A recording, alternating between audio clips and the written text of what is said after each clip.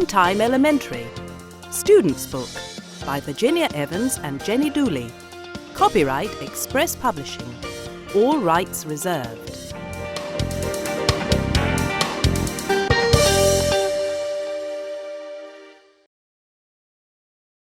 Starter Unit Exercise 1, page 5.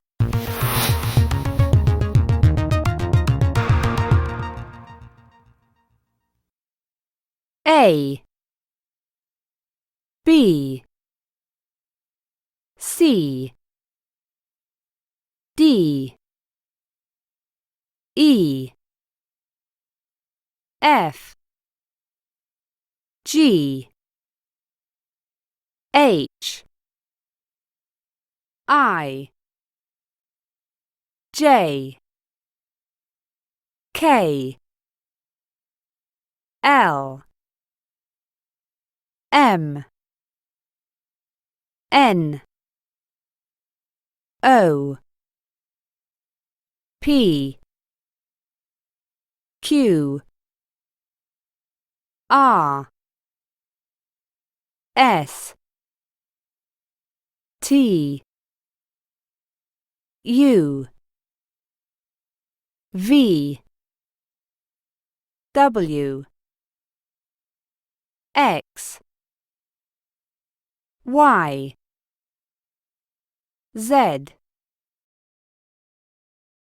Exercise 3A, page 5.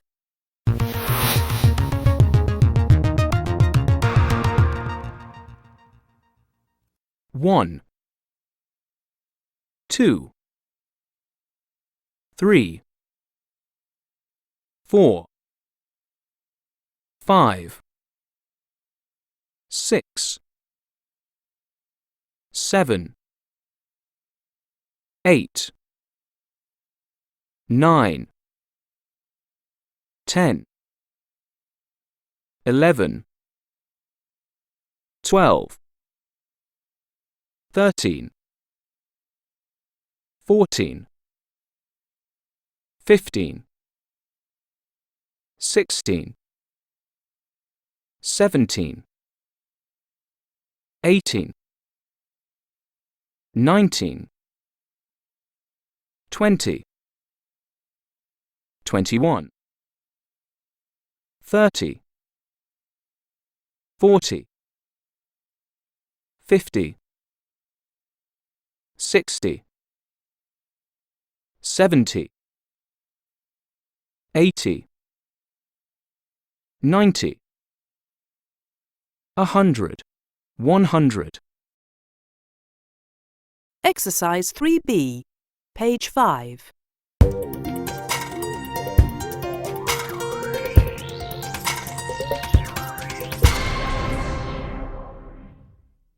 Hi, my name's Peter. I am 14 years old. Hi, I'm Sally. I am 30 years old.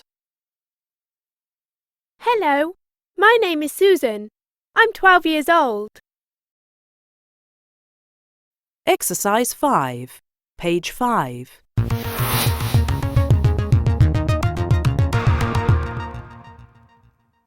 Three, third. 10, Tenth, 1, first, 2, second, 11, 11th, 5, fifth, 12, 12th, 9, 9th, 8, 8th, 4, 4th, 6, 6th, 7. 7th. Exercise 6, page 5. 19th,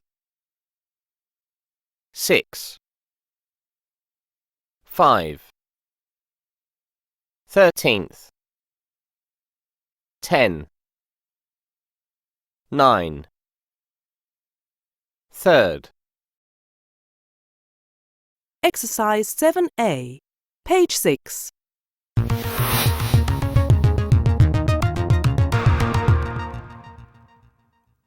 Maths D. History A. English G.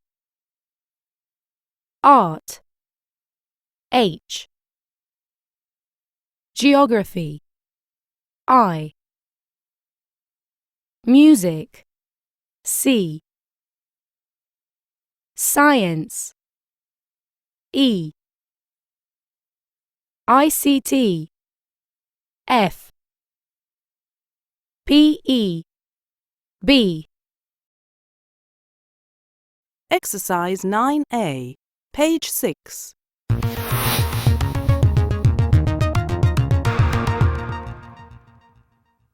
White, grey, black, brown, orange, yellow, green, blue, red, pink, purple.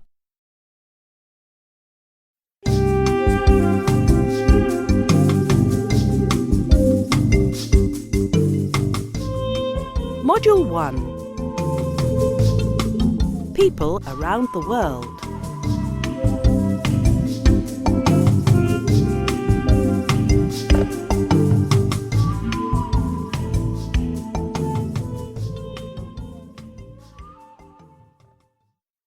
Exercise 1, page 7.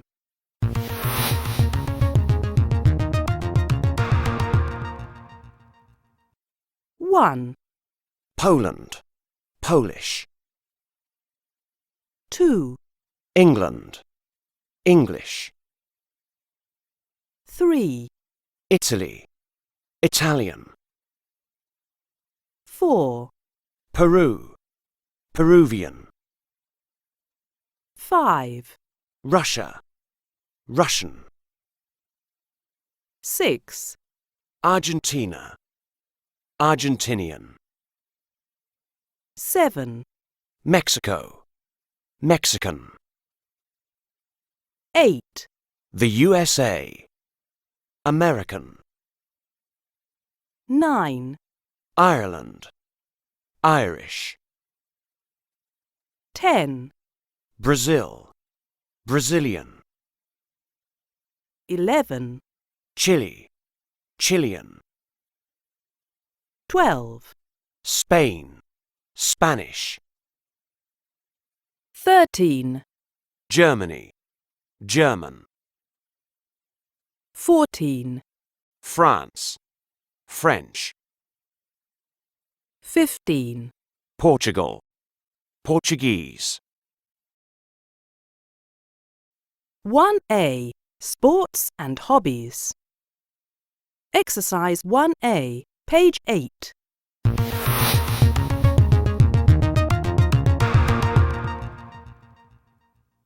One, F.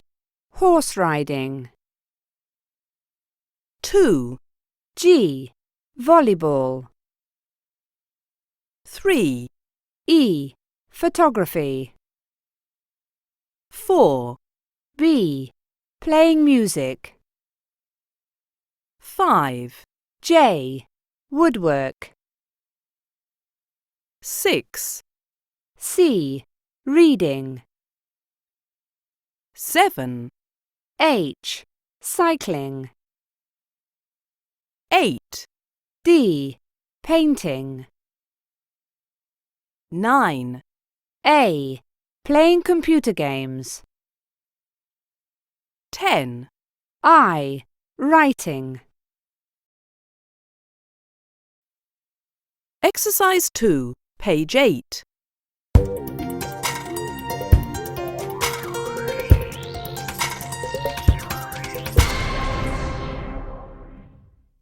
Hello, I'm Kate. My favorite hobby is basketball. It's great. Hi, my name is Bob. My favourite hobby is reading. My favourite writer is Stephanie Meyer. Hello, my name is Rosa. My favourite hobby is art. It's also my favourite subject at school. Exercise 4B, page 9.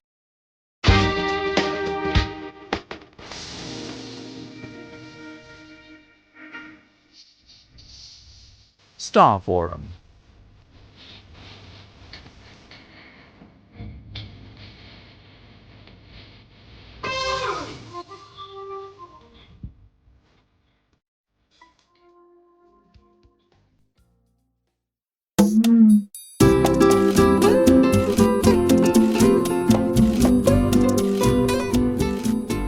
Hi, my name's Marco and I'm from Spain. I'm 17 years old and I'm a student. My favorite sport is basketball. My dream is to become a famous basketball player like my hero, Pau Gasol. My brother Pedro is 16 and he's very good at football. His favorite team is Real Madrid, and his favorite footballer is Cristiano Ronaldo. The fan.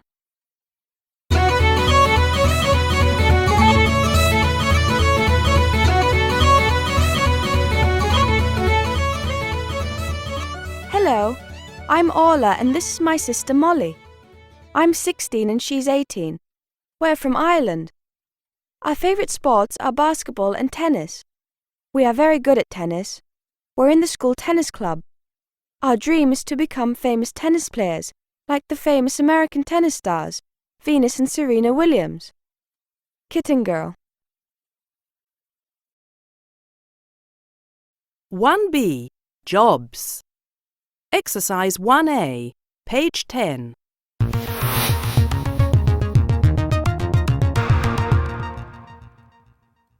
One. H. Vet. 2. I. Astronaut. 3. E. Waiter. 4. G. Electrician. 5. B. Artist. 6. A. Firefighter. 7. C. Nurse. 8. J. Architect. 9. K. Pilot. 10. D. Actress.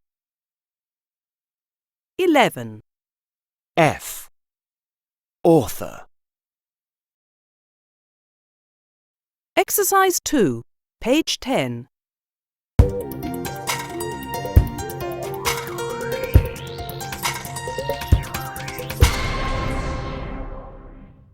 One. Hello, my name's Peter. I am a firefighter. It's a dangerous job. 2. Hello, my name's Kelly. I am a nurse at Morton Hospital. 3. Hello, my name's Anna, and I like painting. I am an artist. 4.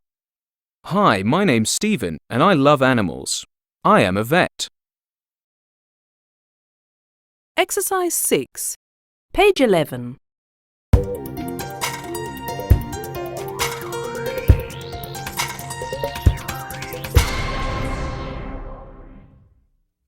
Hi, I'm John Green. I'm new here. What's your name? Hi, John. My name is Kate. I'm a student here too.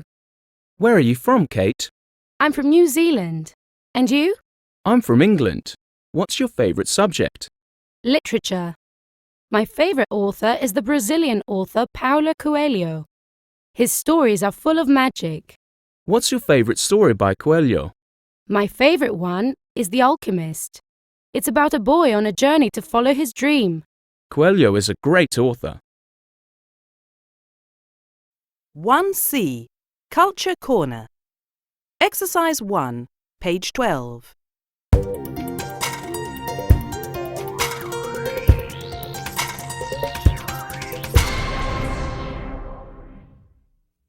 Days: Monday, Tuesday, Wednesday,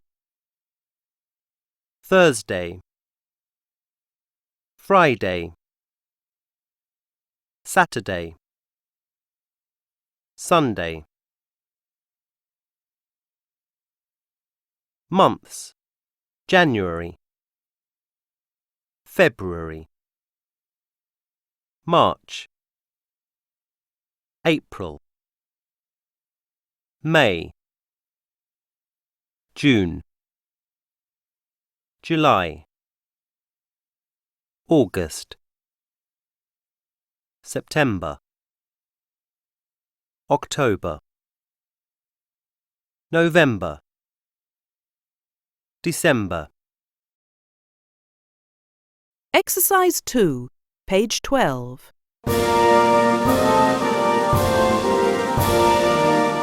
The flag of the United Kingdom.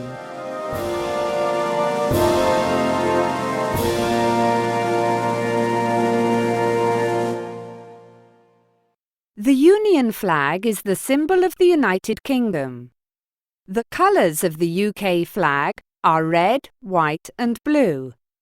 It has got 3 crosses that are from each nation of the United Kingdom except for Wales. The flag is on every government building on certain special days and holidays. The Union flag is also on the flags of some Commonwealth nations, such as Australia and New Zealand. Second Monday in March, Commonwealth Day. 21st of April, birthday of Queen Elizabeth II. 2nd of June, Coronation Day. Second Sunday in November, Remembrance Sunday. 14th of November, birthday of the Prince of Wales. 1D, Everyday English. Exercise 1, page 13.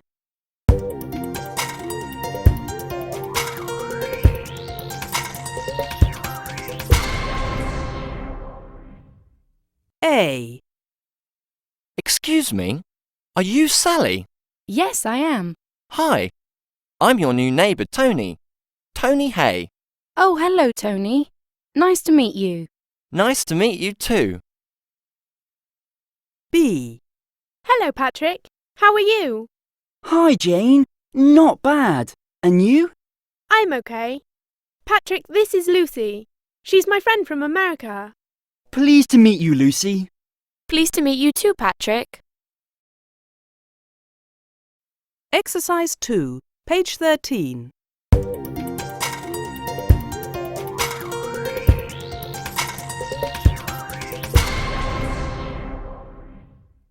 One. Bye, Tom. See you later. Bye, Peter. See you. 2. Good morning, Paul.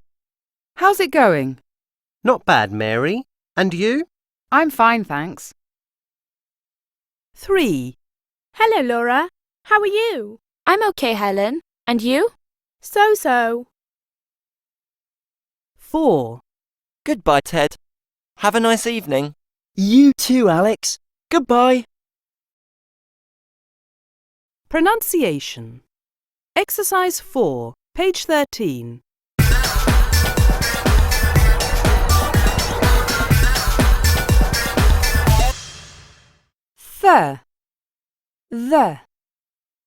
The. This. Thanks. Mother. 8th. 10th. 1E. Appearance. Exercise 1A, page 14.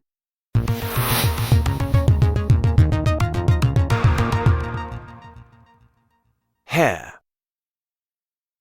Fair. Grey. Brown. Dark. Short. Straight.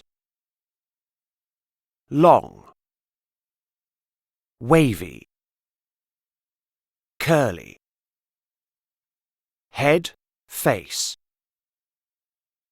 ear, eye, nose, cheek, mustache, mouth, teeth, neck,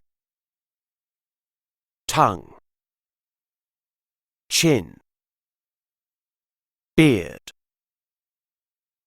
lips, thin, full, body, hand, arm, leg, feet, height, short, of medium height, tall, weight, thin, slim, plump, well built, fat, age, young, in his early, late 20s, middle-aged, old. Exercise 3, page 15.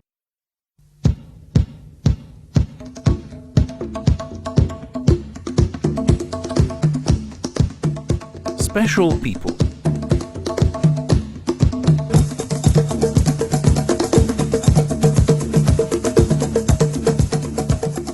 The Maasai are a tribe in Africa.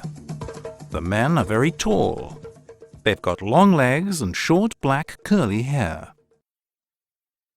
The Karen or Longnecks are tribes in Burma and Thailand. The women are famous for the rings they have around their necks. The rings are a sign of wealth and beauty. Pygmies are very short people in Africa.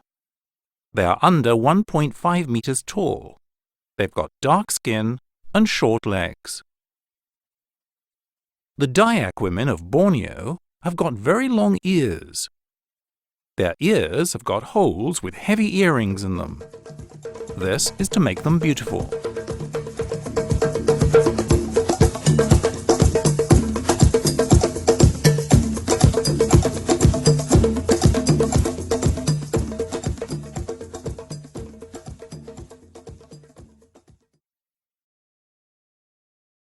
Exercise 6A, page 15.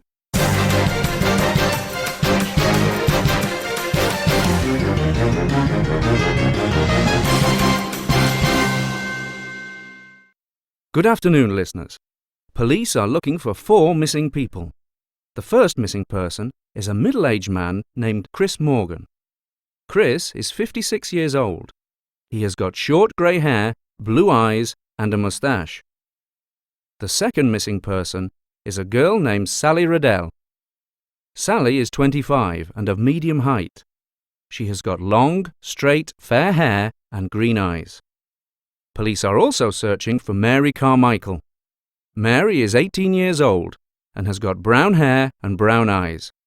She is slim and of medium height. We are also looking for Jim Grady.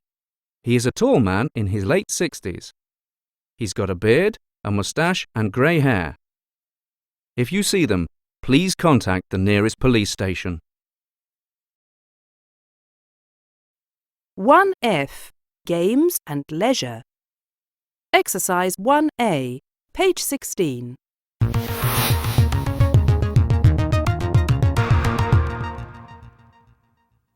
Pole vault, tennis, martial arts, football, surfing, cycling, cricket, golf, swimming, canoeing, basketball, hockey, Exercise 2A, page 16.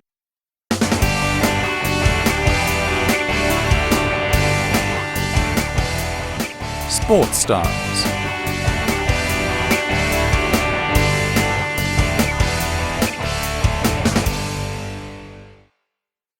A.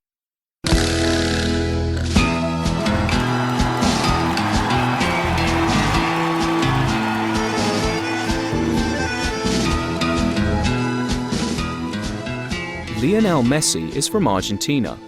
His birthday is on the 24th of June. He is one of the best footballers in the world. At 1.69 meters tall, he is shorter than most footballers, but he is also faster than other players. Messi is one of the most famous athletes in the world.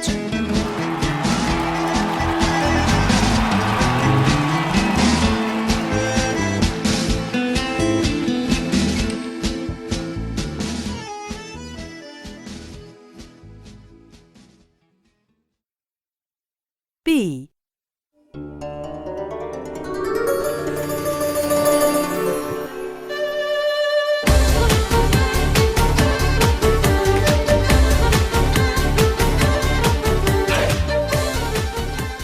Yelena Izinbayeva is a Russian pole vaulter. Her birthday is on the 3rd of June, and she is 1.74 meters tall. Yelena has got 2 Olympic gold medals, and she is the winner of many other awards. She is the best female pole vaulter of all time.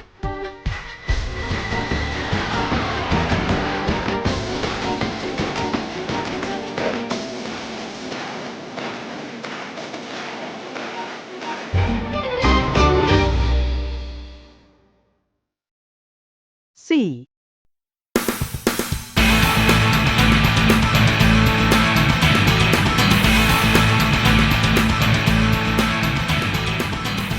Michael Phelps is from the USA. His birthday is on the 30th of June.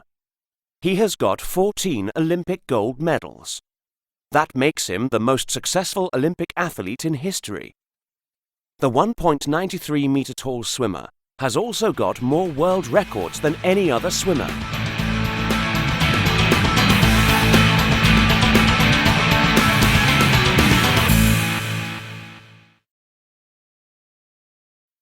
One G. Skills. Exercise 1A, page 18.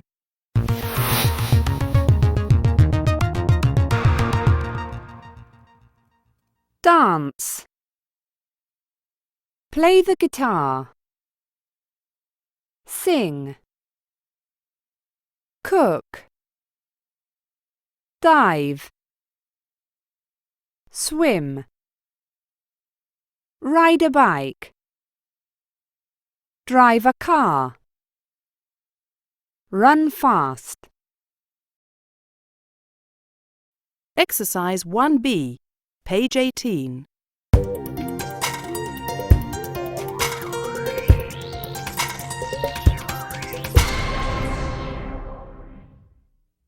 Hi, my name's Paul.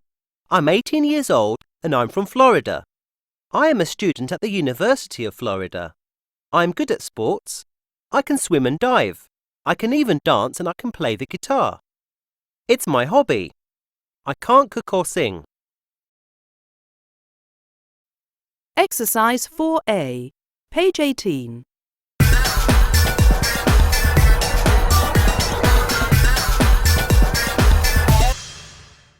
Can you speak Spanish? What can you do? Exercise 4B, page 18.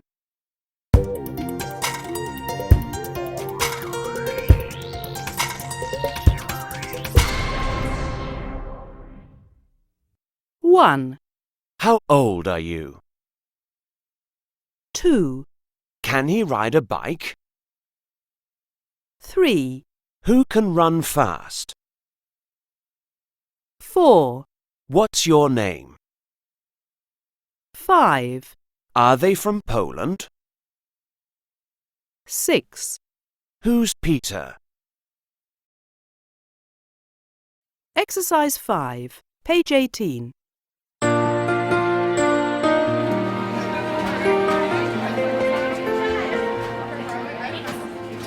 Good morning. Can I help you? Hello. I'm here to join the university football team. Great. Let me take your details. What is your first name? Kelly. Nice to meet you, Kelly. What's your surname? Samuels. That's S-A-M-U-E-L-S. Samuels. Great. Kelly Samuels. Okay, next question. Are you single or married, Kelly? I'm single. Okay, single. And what nationality are you? I'm American. American. Okay. And how old are you, Kelly? I'm 19. And what's your address? 1515 Primrose Street, Portland. That's number 1515 Primrose. P-R-I-M-R-O-S-E Street. Last question. What is your telephone number? My telephone number is 503-153-5482. That's 503-153-5482. Thank you, Kelly. The first football team meeting is this Saturday. See you there.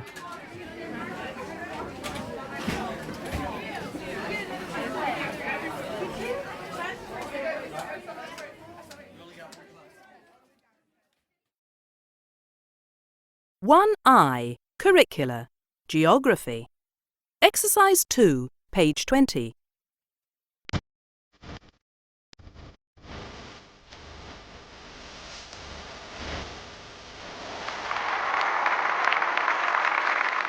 Welcome, viewers, to today's quiz show on famous landmarks. Contestants Alex and Kelly, are you ready? Yes. Yes. Okay, here is the first question.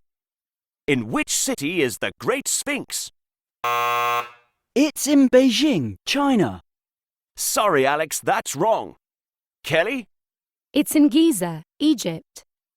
Correct, Kelly. The Great Sphinx is in Giza, Egypt. Next question. Where is the Leaning Tower of Pisa? It's in Italy. That's right, Kelly. The Leaning Tower of Pisa is in Italy. Kelly, you now have 2 points. Third question. In which country is the Sun Pyramid of Teotihuacan? It's in Mexico. That's right, Alex. The Sun Pyramid of Teotihuacan is in Mexico. Fourth question. Where is the CN Tower? It's in Washington, D.C., USA. Sorry, Kelly, that's wrong. Alex? It's in Toronto, Canada. Correct, Alex. The CN Tower is in Toronto, Canada. Kelly and Alex, you both have 2 points. Fifth question. Where is the Taj Mahal? It's in Dubai, United Arab Emirates. No, sorry, Kelly, that's wrong. It's in Agra, India. Correct, Alex. The Taj Mahal is in Agra, India. Last question. Where is the Emerald Buddha? It's in Bangkok, Thailand. Correct, Kelly. The Emerald Buddha is in Bangkok, Thailand. Kelly and Alex, you both answered 3 questions correctly. It's a tie. Congratulations to you both.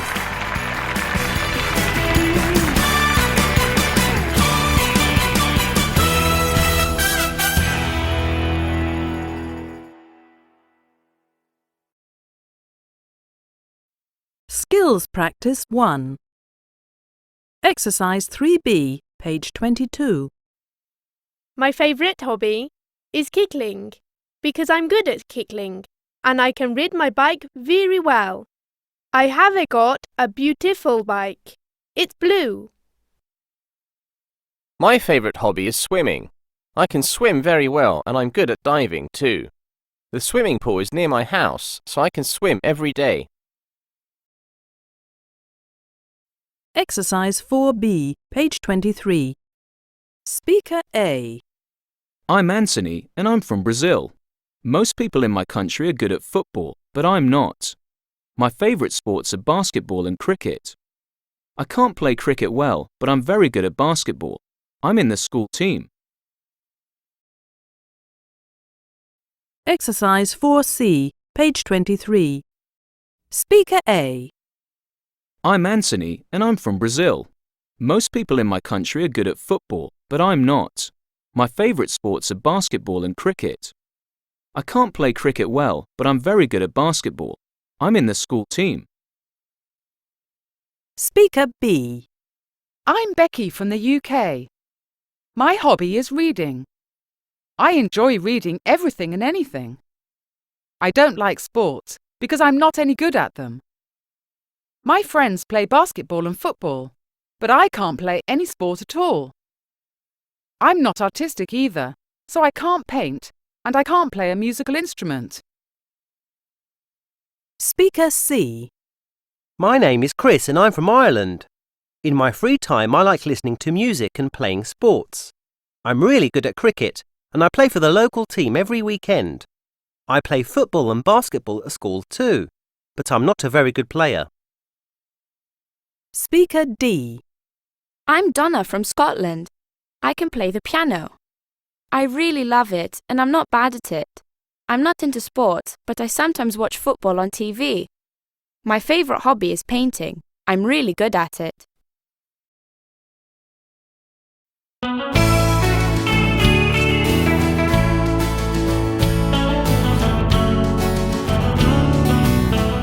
Module 2. East, West, Home's Best.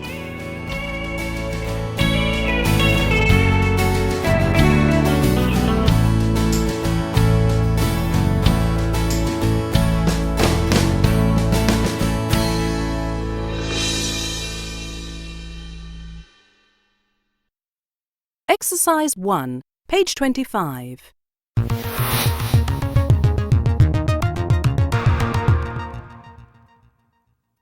Kitchen, dining room, bedroom, pillow, bathroom, bath, towel, wash basin, utility room, living room, sofa, carpet, armchair, cushions. Exercise 2, page 25.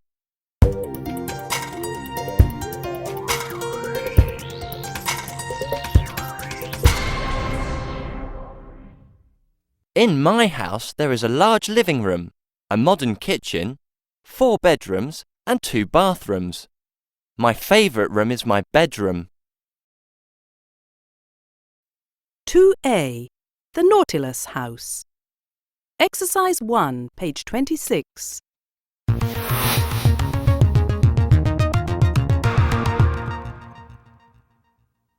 A. 1. Bookcase. B. 6. Desk. C. 10. Wardrobe. D. 3. Bed. E. 9. Door. F. 12. Sink. G. 4. Window. H. 13. Cupboard. I. 8. Mirror. J. 14. Table. K. 5. Chair. L. 11. Stairs. M. 7. Sofa. N. 2. Garden. O. 15. Floor. Exercise 4A, page 27.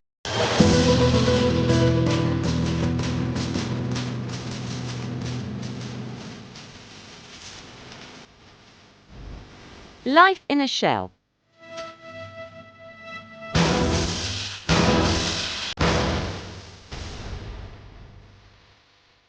Imagine living in a house in the shape of a seashell. In Mexico City, there is a house like that. The architect of the house is Javier Senosian. The Nautilus house is the house of a young couple and their 2 children. The house has got 2 floors and spiral staircases. Inside, there is a living room, a huge bedroom, a kitchen, and a bathroom. There are plants in every room. The bathroom is blue and yellow, with small windows everywhere. It's very bright. In the living room, there is a grass carpet on the floor, a stream, and windows of different colors. Outside, there is a nice garden with trees. The house is earthquake-proof. It's also friendly to the environment and has a great view of the mountains. It's like Alice in Wonderland.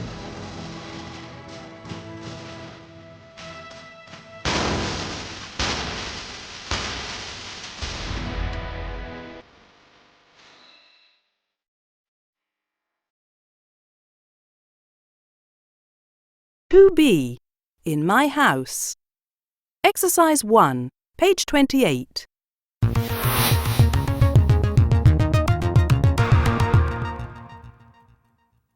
Fridge, washing machine, dishwasher, iron, cooker, toaster, vacuum cleaner. Exercise 2A, page 28.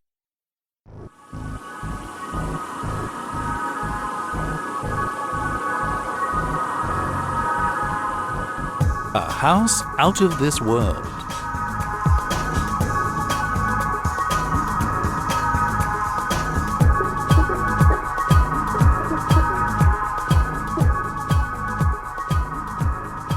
Life in space is certainly very different to life on Earth.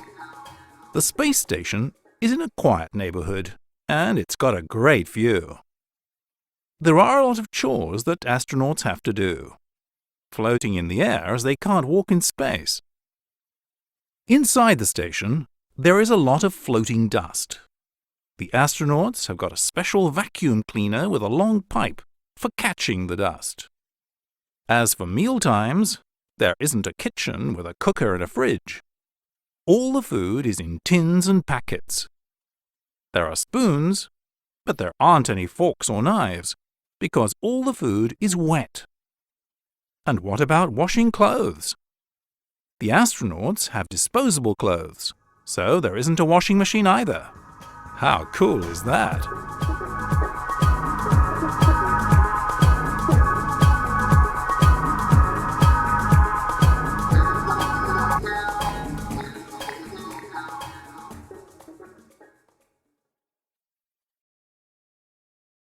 Exercise 7A, page 29.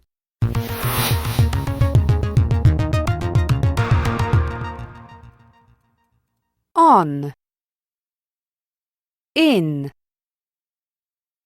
under, behind, next to, in front of, between, opposite.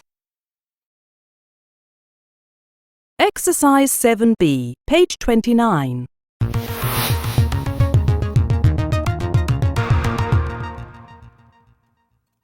There's a fridge next to the counter, opposite the table.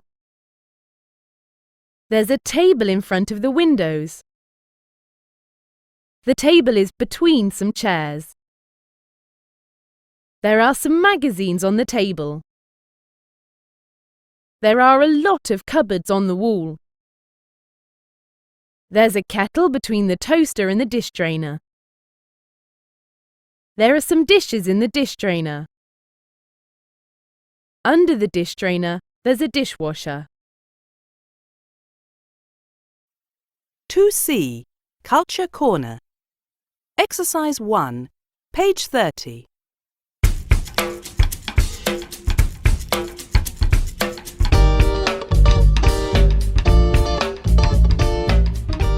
love New York City.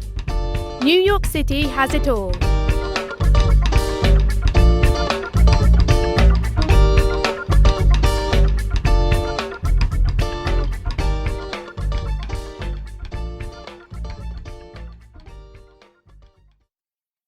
A. A speedboat ride around the Statue of Liberty. This 43-metre statue is on Liberty Island, and it's the symbol of American independence. The 30-minute ride is the best chance to take great photographs and have fun. There's a boat every hour. Be ready to get wet. Don't forget your camera. B. A horse and carriage ride in Central Park. Taking a horse and carriage ride in a city? Well, yes. There's a 6-mile path through beautiful trees, and it's a great way to see this huge park. It's got lakes, restaurants, a zoo, and a skating rink. C. A sky ride in the Empire State Building. The Empire State Building is a skyscraper with 102 floors and fantastic views. The sky ride on the second floor is a fun flight around the city, but it isn't on a plane, it's in a huge cinema.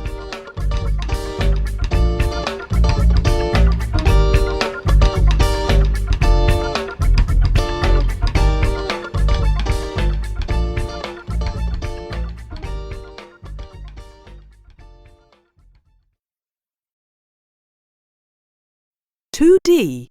Everyday English. Exercise 2A, page 31.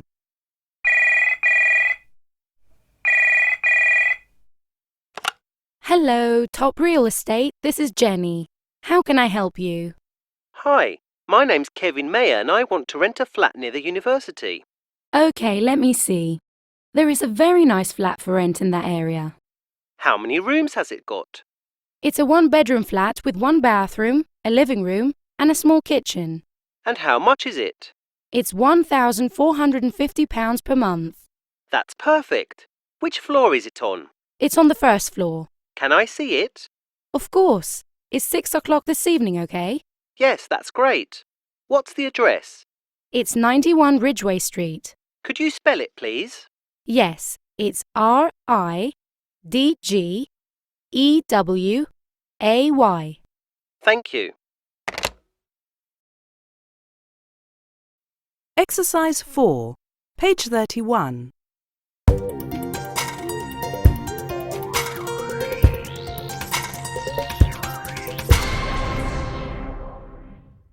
What's your address, please? 20 Millcote Road. Can you spell it, please? MILCOTE.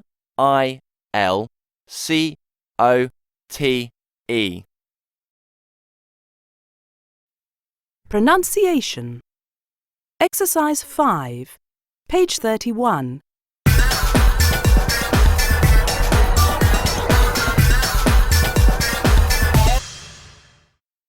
Ooh. Much. Roof. Dust. Blue. View. Under. 2E. Special places. Exercise 1, page 32.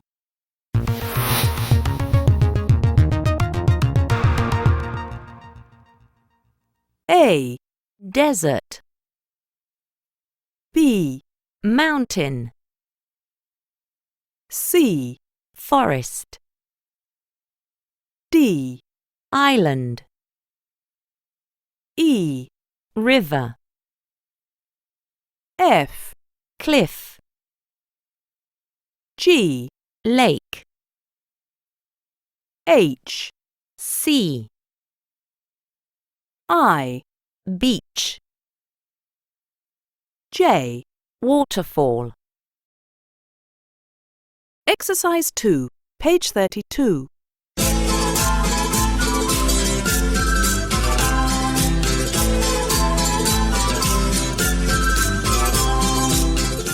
The floating islands of Lake Titicaca.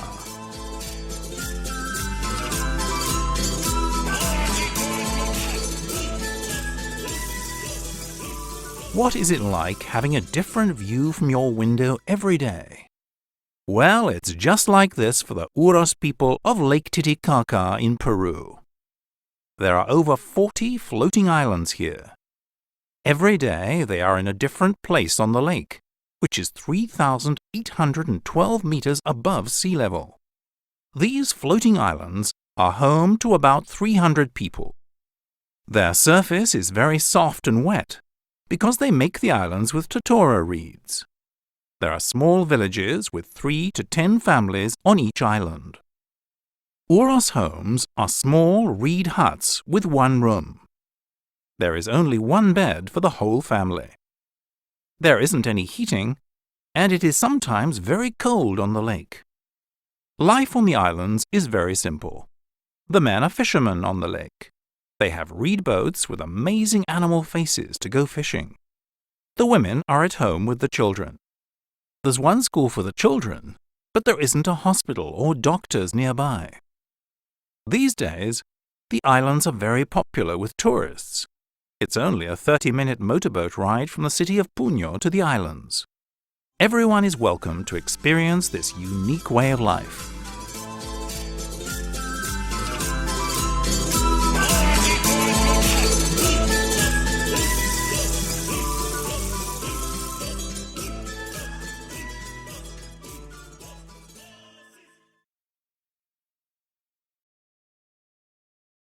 Two F.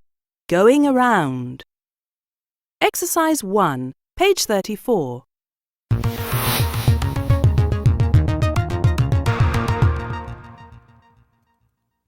1. Bread. A. Bakers. 2. Meat. B. Butchers. 3. Medicine. E. Chemists. 4. Flowers. D. Florists. 5. Dog. G. Pet shop. 6. Pasta. C. Supermarket. 7. Jacket. H. Clothes shop. 8. Dictionary. F. Bookshop. Exercise 2, page 34.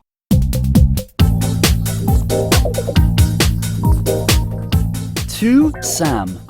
From Billy. Subject: party.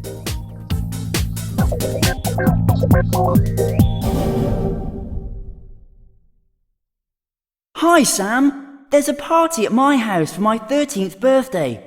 It's at 5 p.m. on Saturday, 20th of November. My address is 22 Forest Street. Here's how you can get there. Take the Underground to Central Station.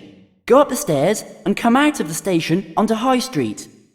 There is a supermarket opposite the station. Turn left at the supermarket and walk along the street. Walk past the bakers. Turn left at the pet shop. Then you're on King Street. Walk across the street. Then turn right at the next street. That's my street. My house is next to the florists. Be there, Billy. Exercise 5A, page 35.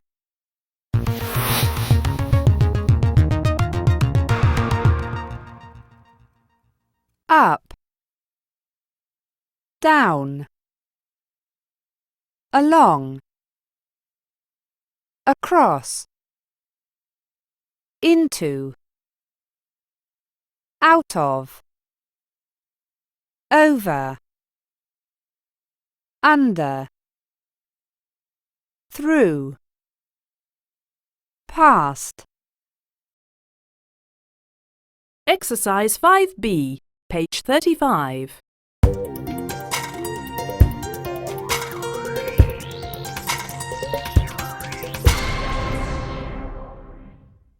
'Go past the florists. Walk across the street at the traffic lights. Walk along the road. Go over the bridge and down the stairs. The pet shop is on your right. next to the butcher's. Exercise 8, page 35.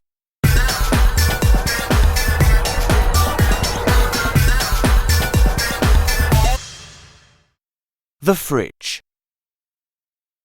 The iron. The toaster. The spoon. The eraser. The sofa. The armchair. The bedroom. 2G, skills. Exercise 3, page 36.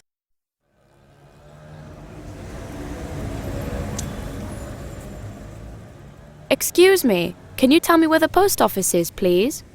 Sure. It's on Milton Street. Go down Merton Street, past the bakers, and turn left into High Street. Walk past the library. Cross Milton Street. The post office is opposite the supermarket on your right. Thanks. You're welcome.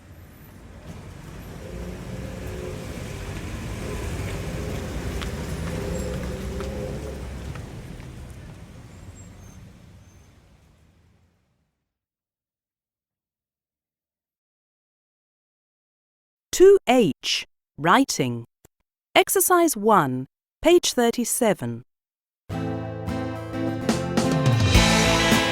2. Karen. From Kelly. Subject: my new house. How are you? I'm so excited about my new house, and I can't wait for you to come and see it. It's in a quiet street opposite the park, and it's near my new school. It's very big with a huge garden and a garage. It's got a large living room, a modern kitchen and 2 bedrooms. My favourite room is my bedroom. It's got a large bed, a desk with my computer on it, and a huge wardrobe. I've got posters of my favourite bands on the walls. Next Sunday is my birthday party. Do come. Write soon, Kelly.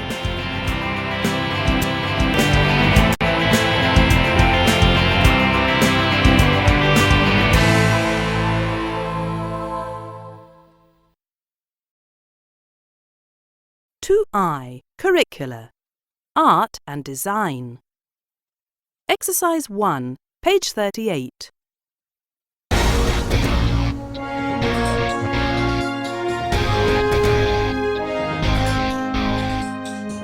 Towers.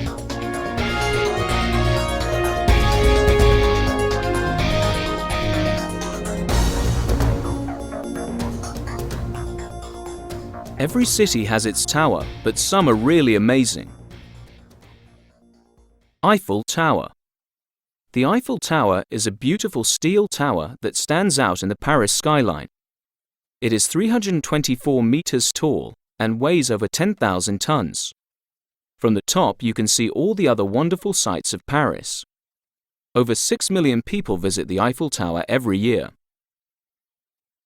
Space Needle. The Space Needle is a very cool steel tower in Seattle, Washington. It is 184 meters tall. The top looks like a spaceship. It only takes 43 seconds to get to the top, where there is a great view of the Cascade Mountains. Eureka Skydeck 88. Eureka Skydeck 88 is a glass tower in Melbourne, Australia. It is 300 meters tall and has got hundreds of flats. From the top there is an amazing view. There is also a glass cube that slides out with visitors inside.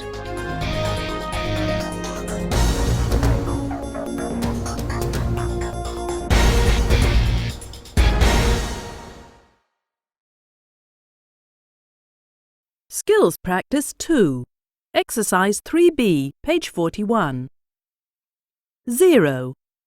What can the girl see from her flat? Hi, Sue. How is your new flat? It's great.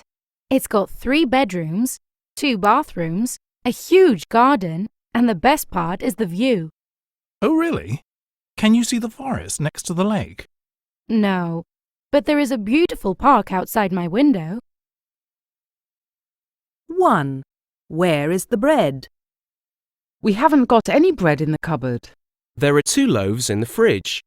Behind the milk. No, next to the butter. 2. What hasn't the girl got? Have you got everything for the kitchen in your new house? Almost. I've got a fridge. Have you got a cooker? Of course, but I haven't got a toaster. 3. Where is the nearest open chemist's? Excuse me, can you tell me where the nearest chemist's is, please? There is one on Corley Street. Yes, but unfortunately they are closed from 2 to 5. Oh, right. There's another one on Bleecker Street, over the bridge before James Road. 4. How much is Jenny's rent? How is your new flat? It's huge. And the rent is cheap, £315. You're lucky. Mine is more expensive. It's £415. Well, there is an open one in my building for £350. Do you want to come and see it? 5. What is next to the supermarket? Is the supermarket opposite the florist's? No, it's next to it. The pet shop.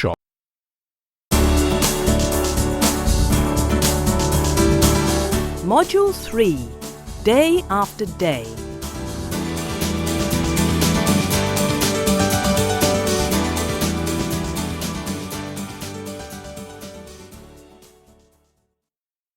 Exercise 1, page 43.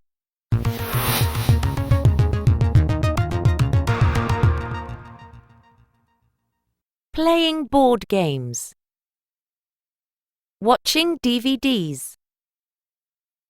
Sending text messages. Snowboarding. Going to the library. Listening to music. Rollerblading. Surfing the net. Going to the pool. Hanging out with friends. Reading books.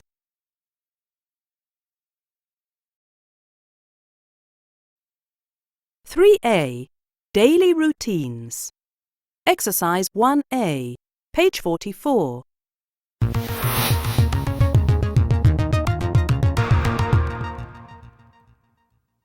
One, Get up. 2, Have a shower. 3, Have breakfast. 4, Walk to school. 5, Have lessons. 6, Do sport. 7, Have dinner. 8, Do my homework. 9, Walk the dog. 10, Watch a DVD. 11, Brush my teeth. 12. Go to bed. Exercise 2A, page 44.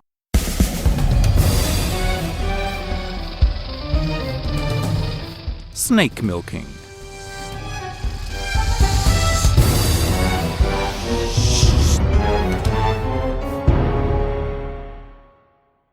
We milk cows. We milk goats.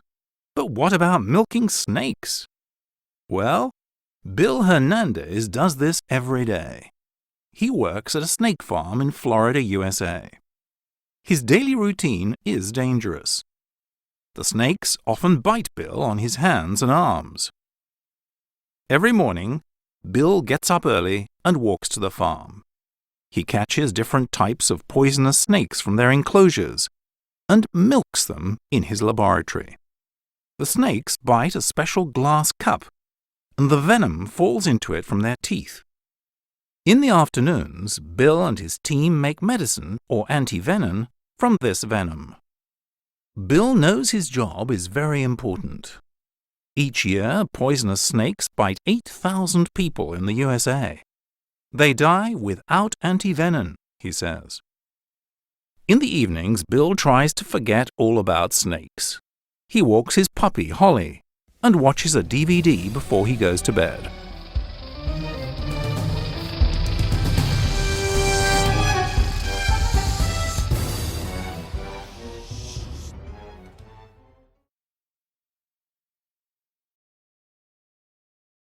Pronunciation.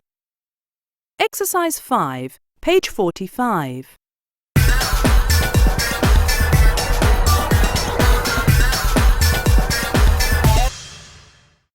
Sir, z, is.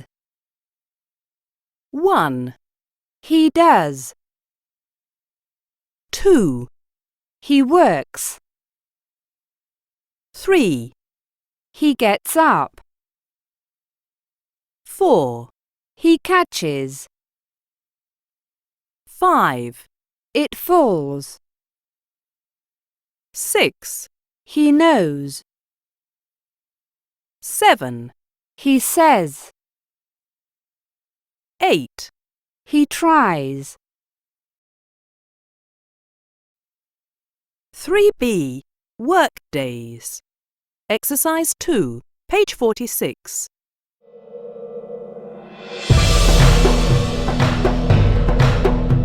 In the wild.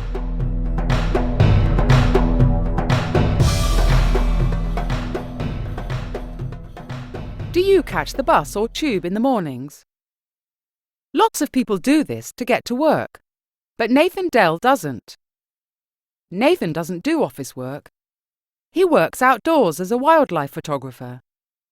He often gets up before dawn, has breakfast, then he gets ready to go to work. He doesn't work shifts or even 9 to 5. He hides among trees in the jungle, keeps very still, and waits for a chance to photograph an animal. At the end of the day, he returns to his camp. After dinner, he checks the photographs on his computer. He sometimes works late to send the pictures to the magazine he works for. It's a tiring and dangerous job, but Nathan is happy to share the beauty of nature with people all over the world through his photographs.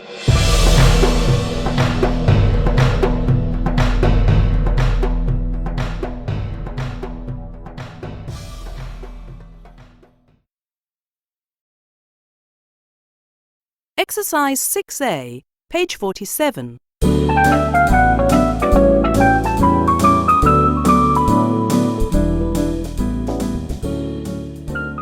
Hi, Kate. Hi, Sam. This is my friend, Jack. Hi, Jack.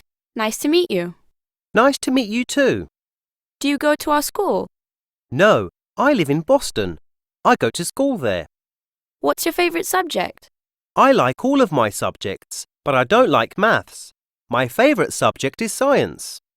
Really? I like maths. It's my favourite subject. Do you do any sport? Yes, I do. I really like baseball. What about you? I like watching sports, but I don't like playing them. Well, I have to go. I have to get up early tomorrow. Not me. I don't like getting up early, but sometimes I don't have a choice because I live in a flat and my flatmates are loud. I know what you mean. I live in a flat too, and I have loud neighbours. Well, it was nice to meet you, Jack. See you later, Sam. See you. Bye. 3C, Culture Corner. Exercise 1, page 48.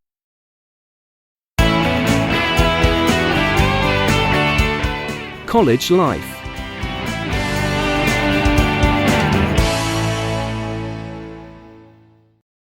College life in the US is very exciting. College students study hard, learn a lot of things, make new friends, and have a lot of fun. College studies.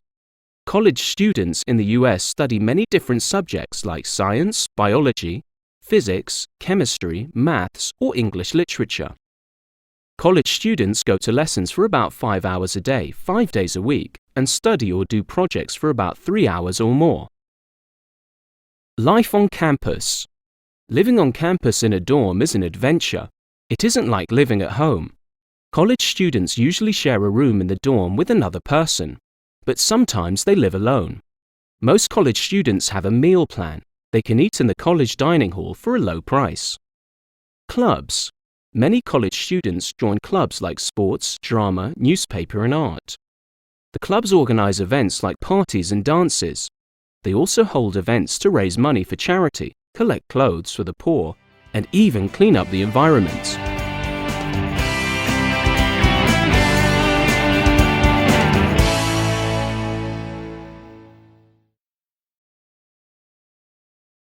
"3D Everyday English". Exercise 1, page 49.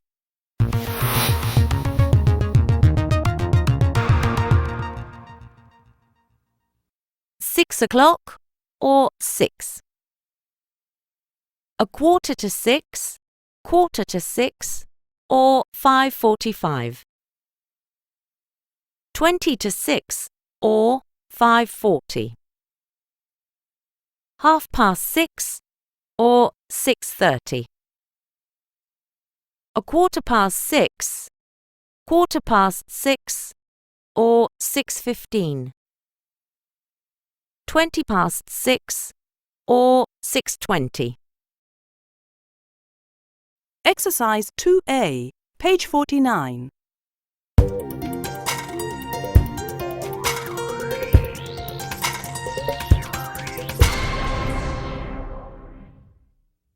One. What time is it? It's 12 o'clock. 2. Excuse me, do you have the time? Yes, it's 2:30. 3. Can you tell me the time, please? Sure. It's 5:15. 4. Excuse me, what time is it? It's 20 to 11. 5. What time is it, please? It's 8:50 now. 6. Excuse me, do you have the time? Yes, it's 9:45. Exercise 3A, page 49.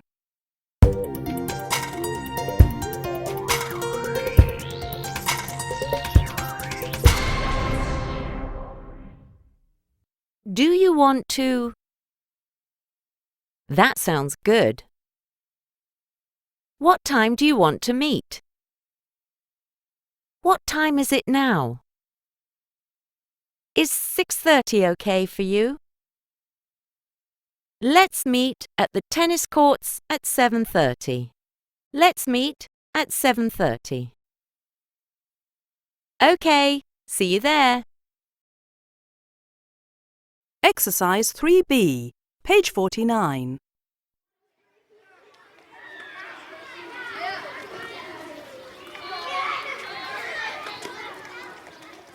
Do you want to play tennis in the park later, Jamie?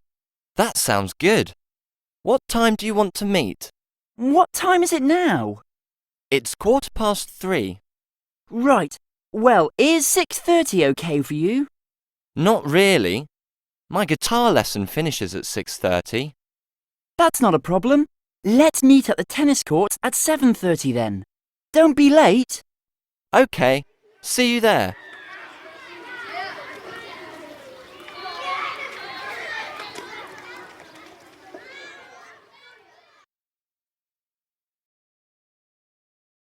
Pronunciation.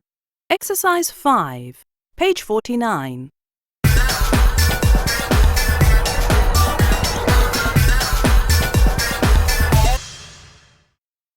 The, dad, that, dirty, then, there, dear. 3E, True Friends. Exercise 1A, page 50.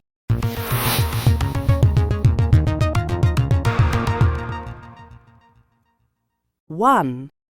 Elephant. 2. Parrot. 3. Eagle. 4. Iguana. 5. Duck. 6. Ant. 7, Goldfish. 8, Giraffe. 9, Bear. Exercise 1B, page 50.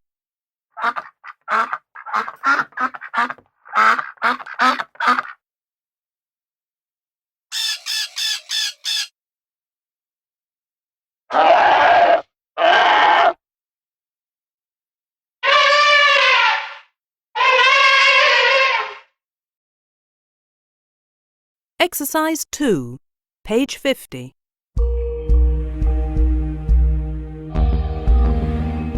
What's for breakfast?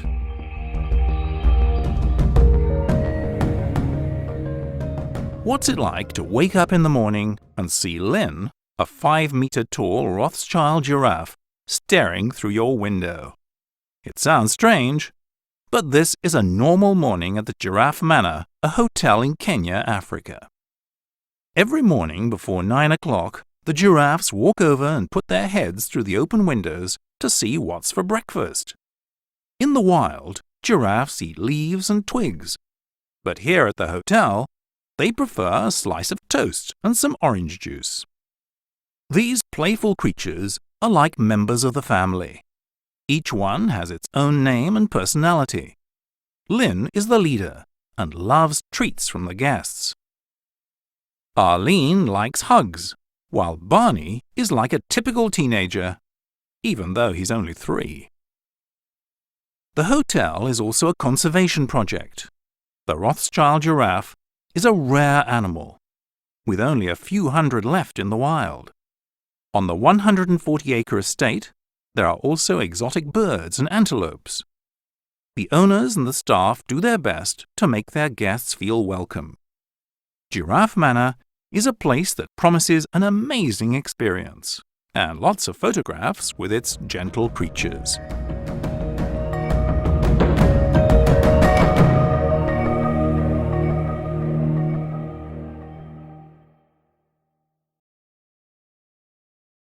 (3F), an amazing school. Exercise 1B, page 52.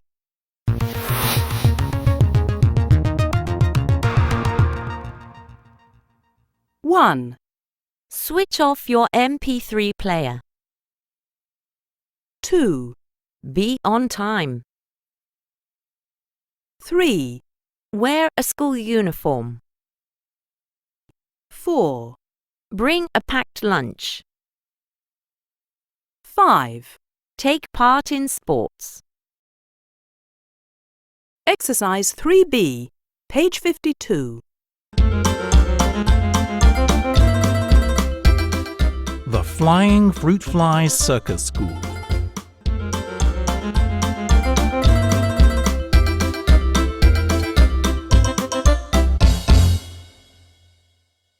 A special school. Imagine a school where the students don't play football and basketball in their sports lessons.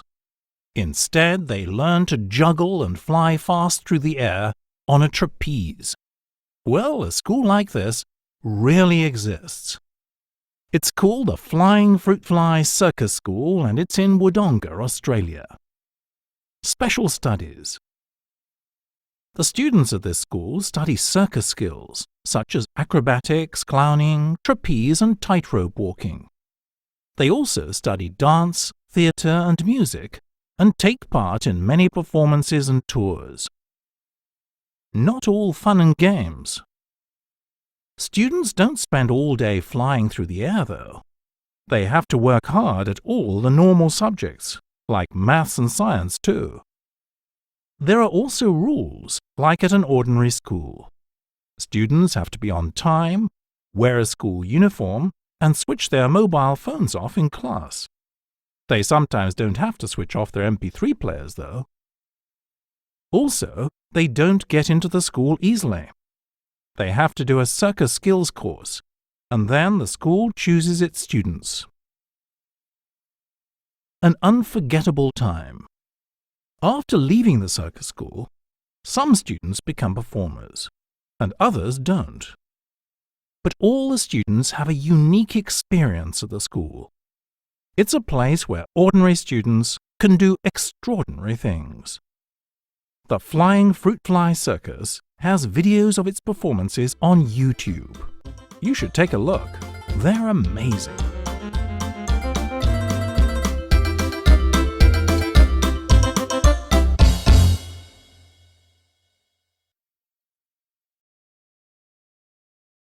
(3G) Skills. Exercise 1A, page 54.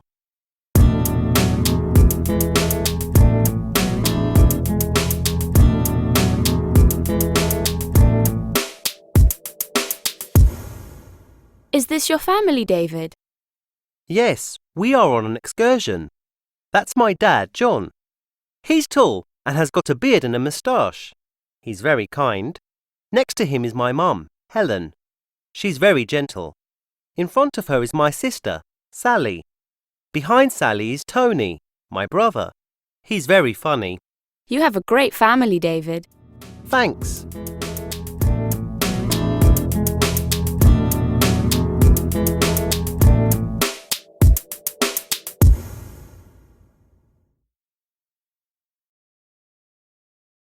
Exercise 1B, page 54.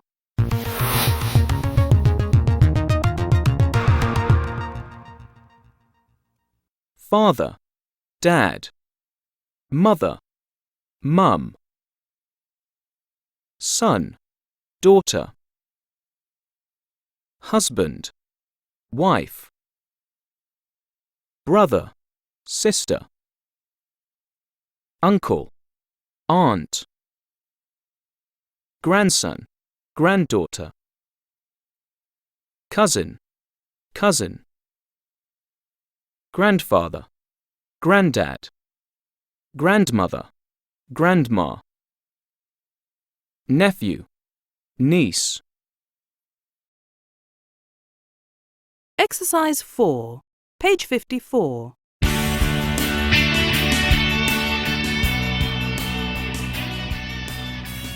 Hi, I'm Nick. I'm your new neighbour. This is Bert. Oh, hi, Nick. Bert. I'm Amy. Are you brothers? No, Bert's my cousin. I don't have any brothers or sisters. What about you? I have a twin brother and 2 sisters. Wow, that's pretty cool. Yes, it is. What do your parents do? They both work in the same hospital. My mum's a nurse and my dad's a doctor. What about your parents? Well, my mum's a teacher at an elementary school. My dad's a pilot. He lives in Toronto. You mean they are divorced? Yes, my mum and I live with her parents now. Is this your grandma? Yes, it is. Come and meet her.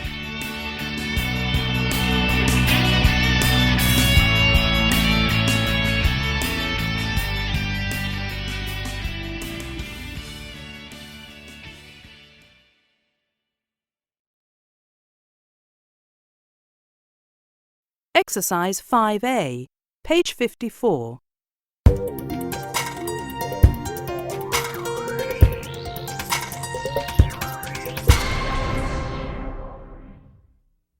Who's that girl with you, Sandy? Which one? The one with the long brown hair. That's my cousin, Mary. She's very pretty. Thanks. 3I Curricula. Science. Exercise 1A, page 56.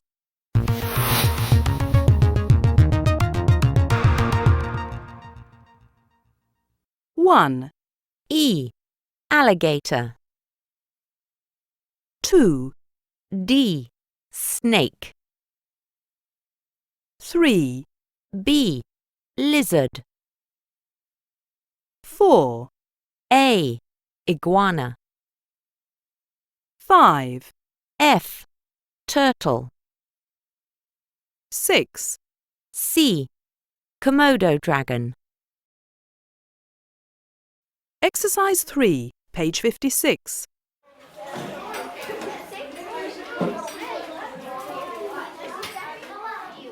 Good morning, class.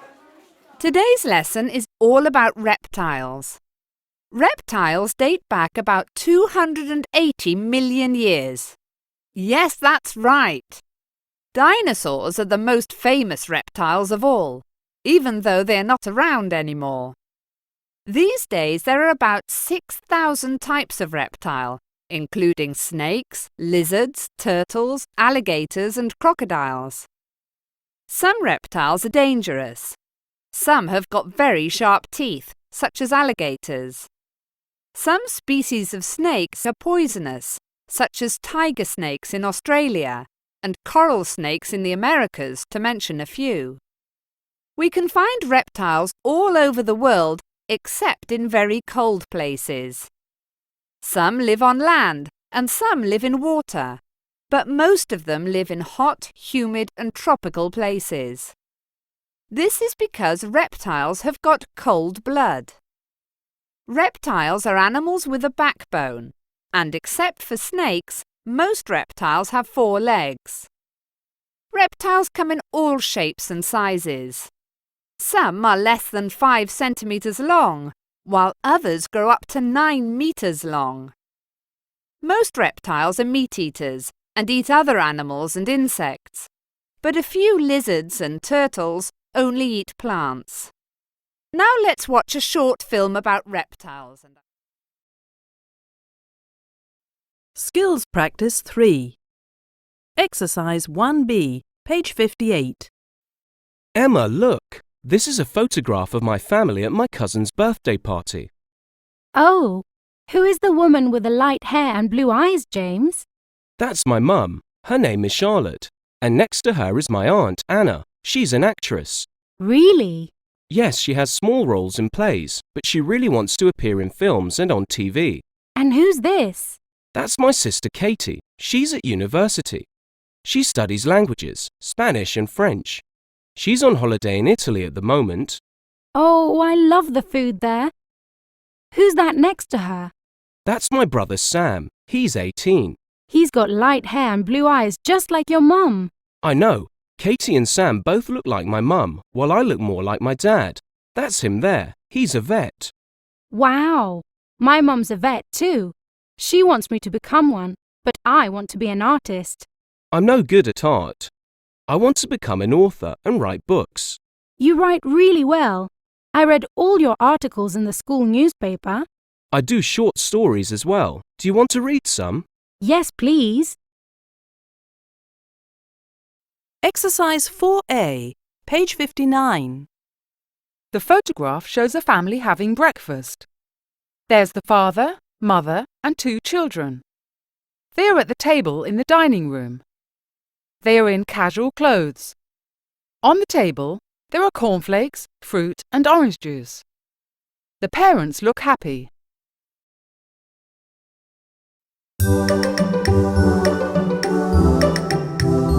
Module 4. Come rain or shine.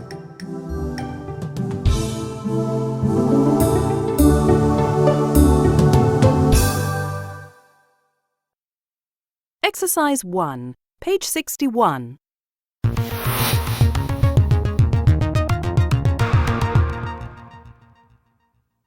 One. B. It's freezing cold and snowy. 2. D. It's boiling hot and sunny. 3. E. It's windy, cold and rainy. 4. A. It's chilly and foggy. 5. C. It's warm, but it's cloudy. 4A. On the go. Exercise 1, page 62.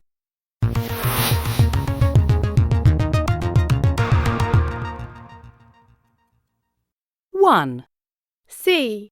They're sightseeing on a tour bus. 2. F. He's shopping for souvenirs. 3. E. He's swimming. 4. D. She's sunbathing. 5. A. They're eating local dishes. 6. B. They're hiking. Exercise 3B, page 62.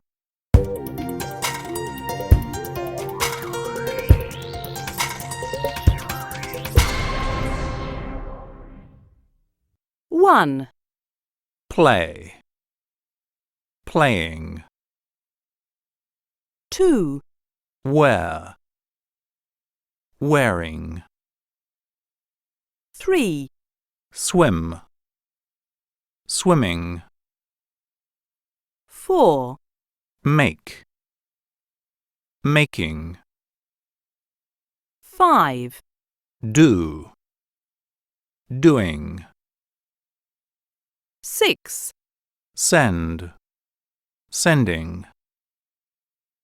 7, Stop. Stopping. 8, Write.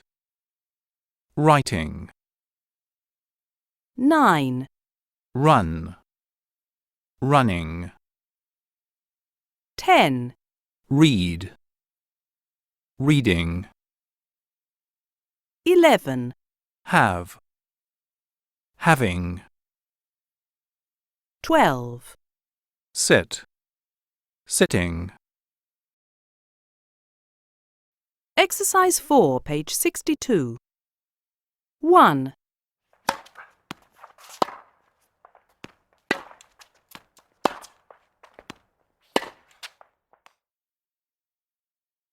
2,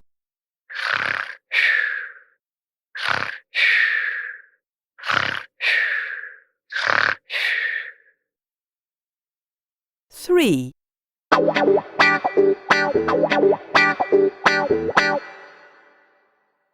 4,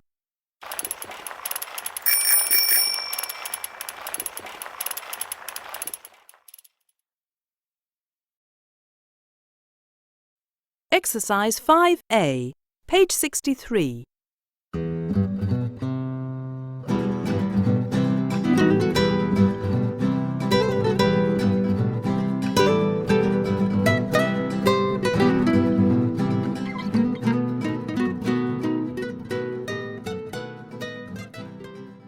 Friday, 10th of September.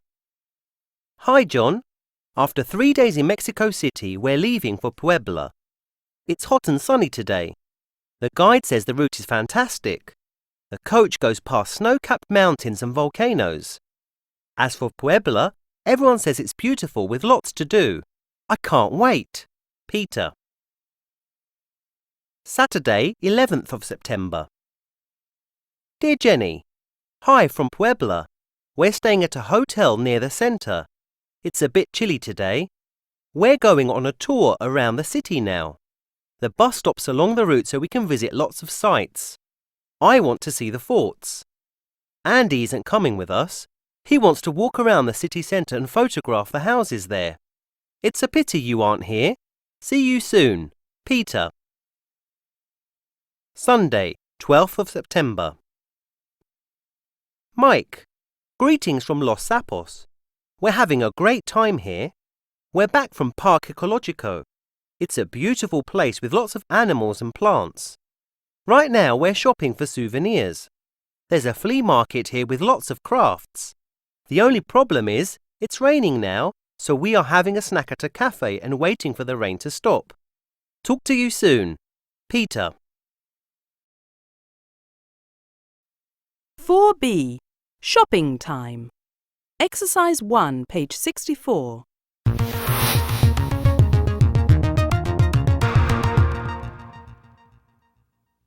Flat shoes. High heels. Leggings. Socks. Sandals. Boots. Trainers. Trousers. Skirt. Top. Coat. Dress. Gloves. Hat. Sunglasses. Scarves. cap, bag, sweatshirt, shirt, tie, t-shirt, shorts. Exercise 2, page 64.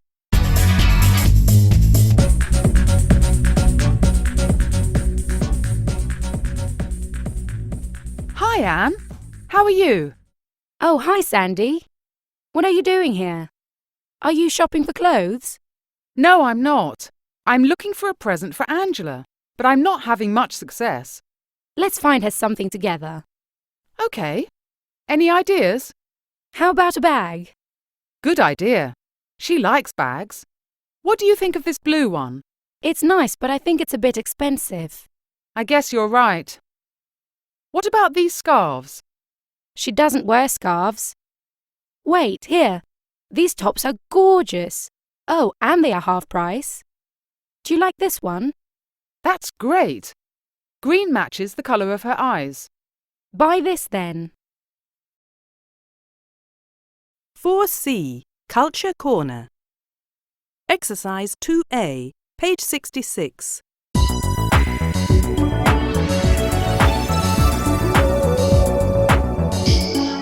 Mall of America.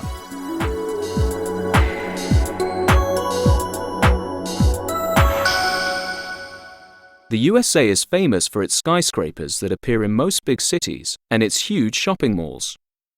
Americans love shopping there. The Mall of America, or MOA, in Minnesota, with over 520 shops, is the biggest mall in the USA. About 40 million people from many countries visit it every year. You can find everything there from accessories and books to electronics, toys, and travel agents. When you get tired of shopping, you can eat in 2 big food courts. 20 fast food restaurants serve a variety of dishes and snacks. After that, you can watch a film in a 14-screen cinema, visit a dinosaur museum, have fun at the indoor amusement park with roller coasters, or play golf. There is even an aquarium with over 4,500 sea creatures, including sharks. MOA has got something for everyone.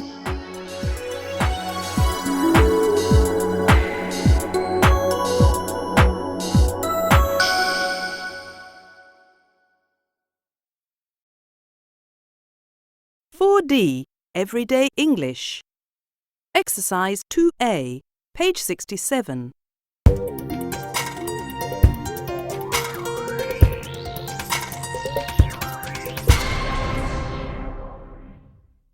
What can I get you? I'd like a hot dog, please. Anything else?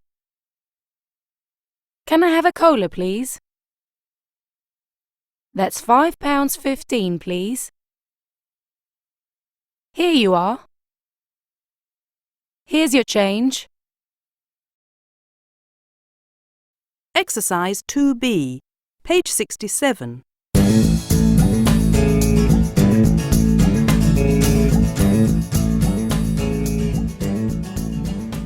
Next, please. What can I get you? Hi. I'd like a hot dog, please. Okay. Anything else? Can I have a cola, please? Sure. Here's your hot dog and your cola. That's £5.15, please. Okay, here you are. Thank you. Here's your change. Thanks. Bye.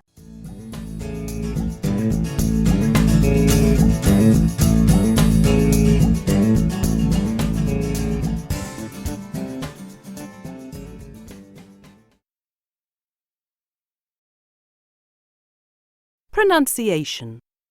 Exercise 4, page 67.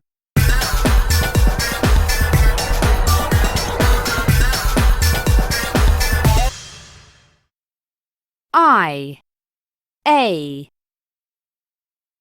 buy, pay, wait, my, I,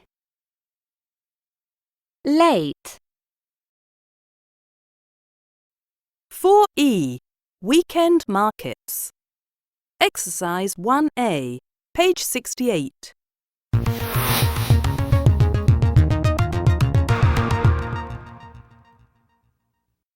One, Jewellery. 2, Antiques. 3, Clothes. 4, Animals. 5, Flowers. 6, Fruit and vegetables. 7, Meat and fish. 8. Pottery. Exercise 2, page 68.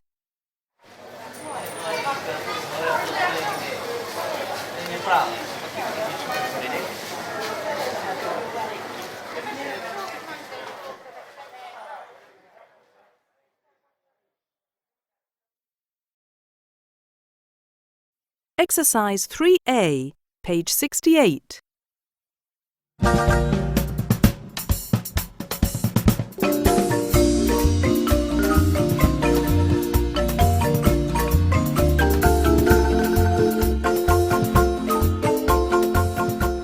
Hi, Jane. Greetings from Guatemala. It's hot and sunny here, and we're enjoying ourselves. Sunday is market day here, so we're shopping at the Chi-Chi market. It's in the mountains, and it's very colourful. Lots of people are walking around the stalls and buying things. Most of them are locals in their traditional costumes. They're speaking their language. I don't understand anything, but I like it. You can find all sorts of things, like clothes, tools, animals and pottery, as well as fruit and vegetables. Right now, we're in a cafe at the centre of the market. Sandra is eating tortillas, while Larry is taking photographs. See you soon. Fiona.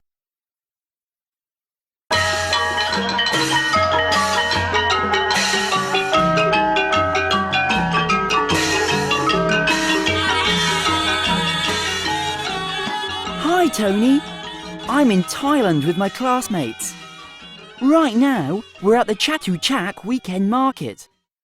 You must follow a map when you walk around because the market has got 15,000 stalls and it's easy to get lost. You can find everything here: clothes, books, antiques, jewellery, shoes, flowers, pottery, pets and many other things. There are lots of delicacies to choose from, even fried insects. I'm drinking a delicious pineapple juice at a food stall at the moment, while my friend is shopping for souvenirs. We're having a great time. See you next week, George.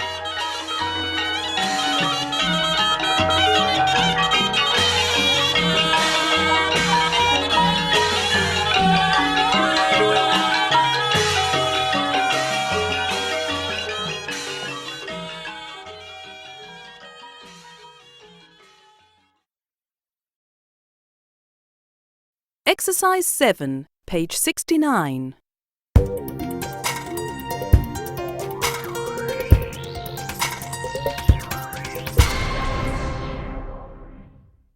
A. Can I have a bunch of those, please? These red roses. No, the yellow tulips. These flowers are my favourite. B. Good afternoon. What can I get you? I'm so thirsty. It's too hot for coffee. Can I have a large juice, please? Sure. 1 large pineapple juice. That's £2, please. Here you are. Thank you. C. Hi, I'm looking for a present for my mum. You must see this scarf. It's nice, but that ring is perfect. Good choice. D. That's beautiful. How much is it? It's £10. We make this pottery ourselves. I can paint your name on it. That's great. 4F. Food and drinks. Exercise 1A, page 70.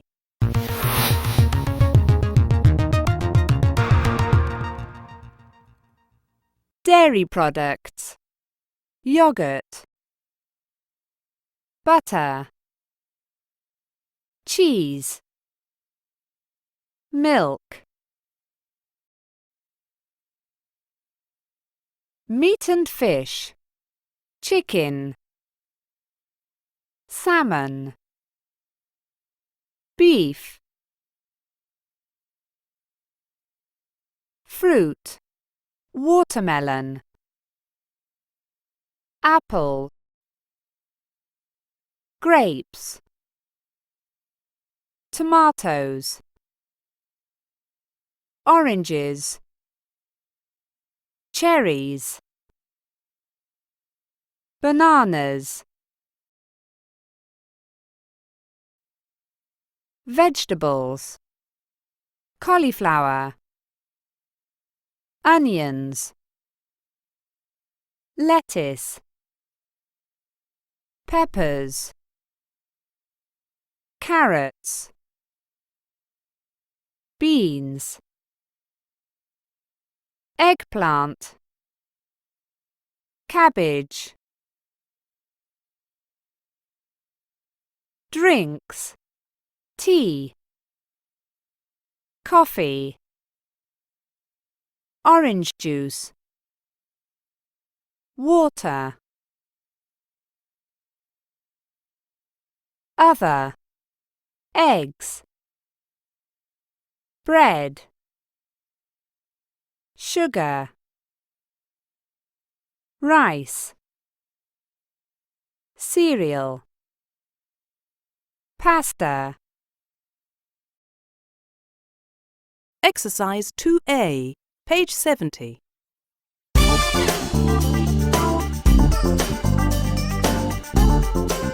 Breakfast around the world.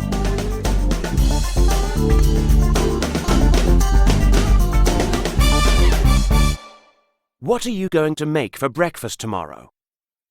What do people eat in other parts of the world?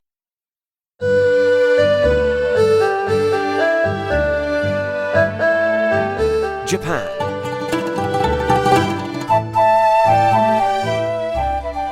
A traditional Japanese breakfast includes a bowl of soup and some steamed rice. People serve these with some fish and vegetables, together with a cup of green tea. Good manners are very important at the table. The rice should always be on a person's left-hand side and the soup on the right.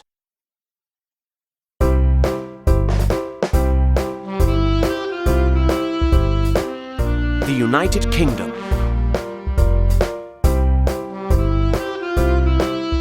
The typical English breakfast is a fry-up that includes a lot of fried food like eggs, mushrooms, bacon, sausages and tomatoes with baked beans.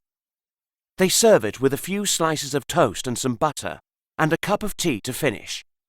Not many people eat a fry-up every morning. When they wake up tomorrow, most Brits are probably going to eat a bowl of cereal.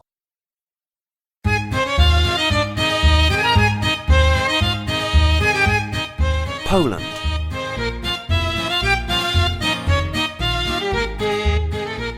Polish people like a breakfast spread with a lot of choice. Fresh bread and creamy butter are essential. They prepare scrambled eggs, cold meats, sliced tomatoes, and many different types of cheese for the breakfast table. They even have a soup made from milk. These days, people can also have some yogurt or cereal. Strong coffee or a pot of tea is always available. 4G, Skills. Exercise 1, page 72.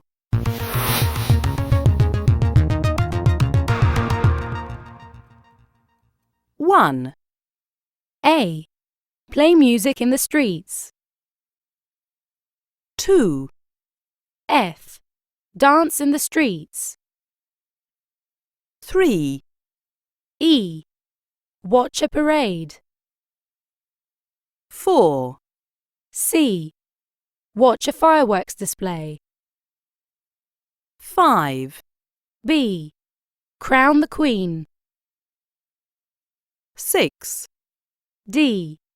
Paint their faces. Exercise 3, page 72. Cinco de Mayo, Nebraska.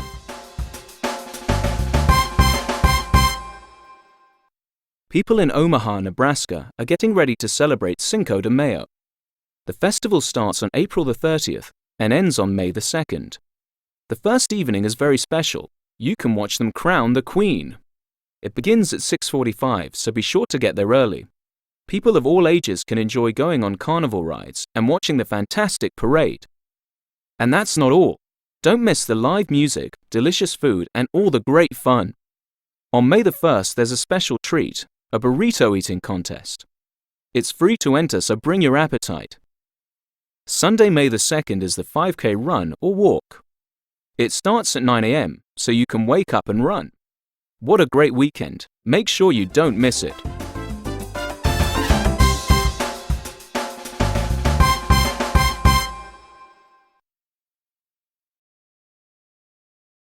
For I, Curricula, Geography.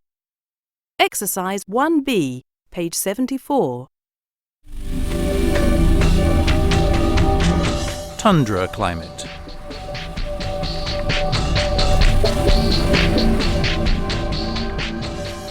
Cold weather and low temperatures characterize the tundra climate all year round. The winter season is long and hard. A short summer season exists. It lasts about 6 to 10 weeks, and temperatures reach -1 degree Celsius. The sun shines almost 24 hours a day during this season, so people call the tundra the land of the midnight sun. During the long winter months, it is dark most of the day, and temperatures drop to -35 degrees Celsius. No plants can survive in the tundra.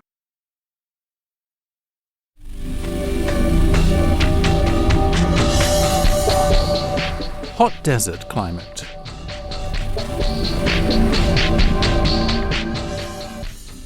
Deserts are usually very hot all year round, with temperatures over 46 degrees Celsius.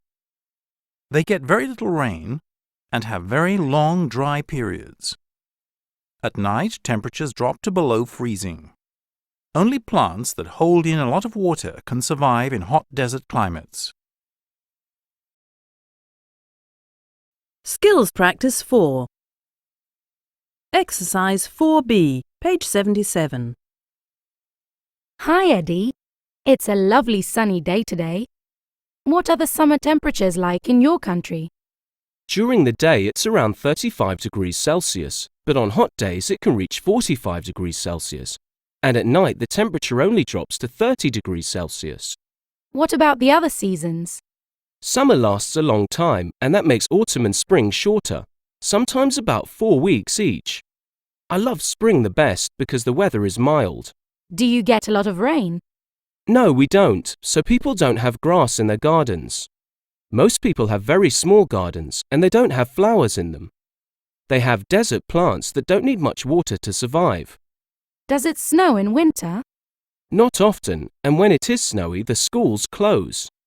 Usually it's just windy and rainy during the winter months, and then we have to go to school.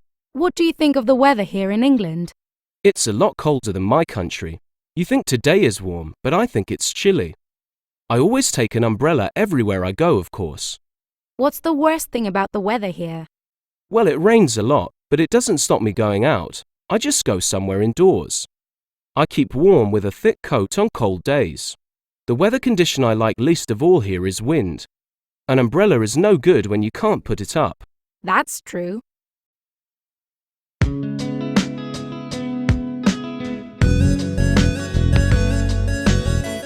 Module 5. Life in the Past.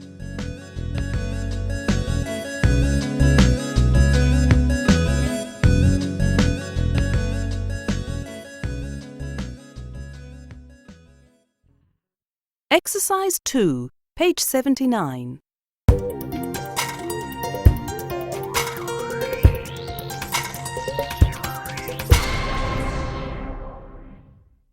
One. So, Jane, how was your weekend? It was very nice. It was exciting to see the giraffes and take photographs of the monkeys. 2. What was the play like, Tony? It was amazing. All the actors were great too. 3. Where is my book? I can't find it on the desk. It's on the table in my room.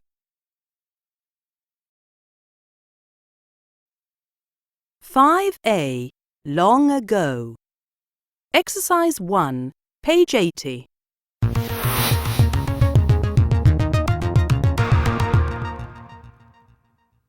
Theatre.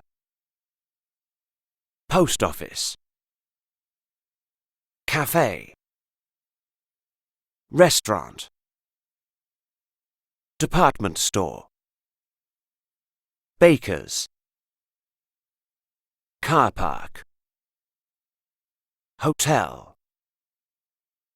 Bookshop. Museum. Hospital. Block of flats. Clothes shop. Grocers. Exercise 5, page 81.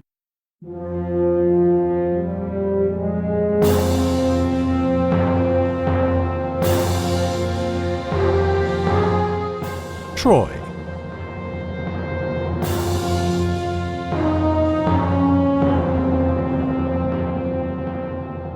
Troy was an ancient city in northwestern Turkey.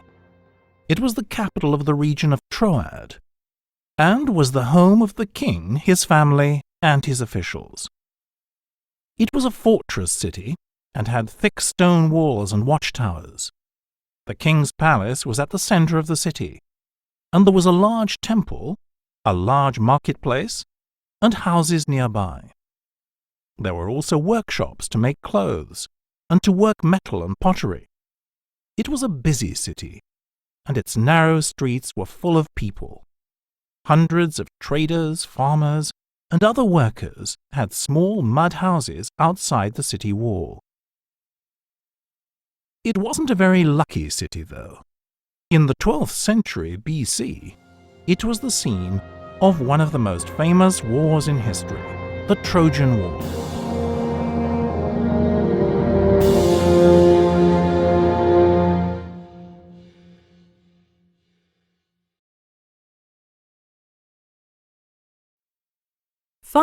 B. Ancient civilizations.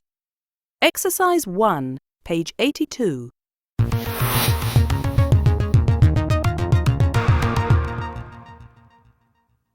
One. Ruled.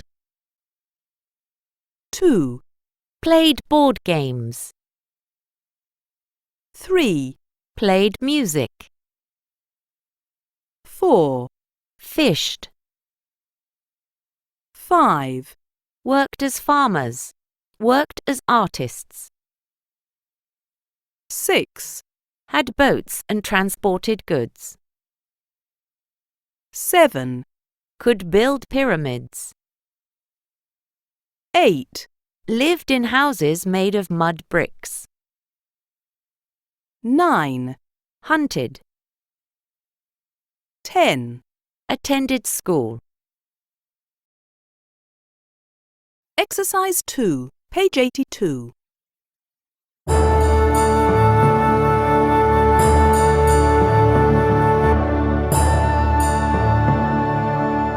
Ancient Egyptians.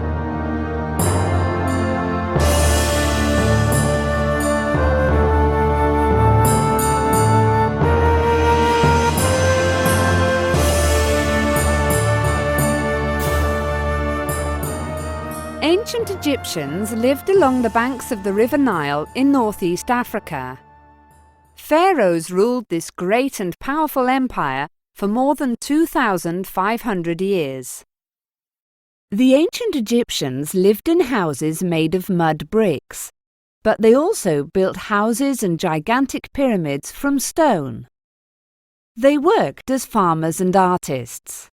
They hunted for animals and went fishing on the River Nile.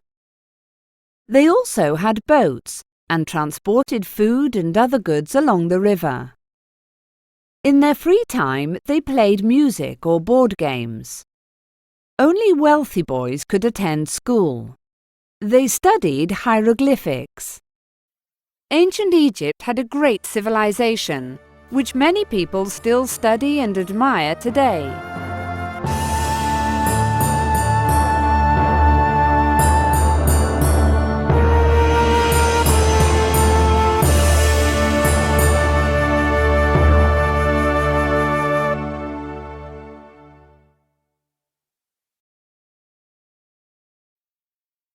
Exercise 4, page 82.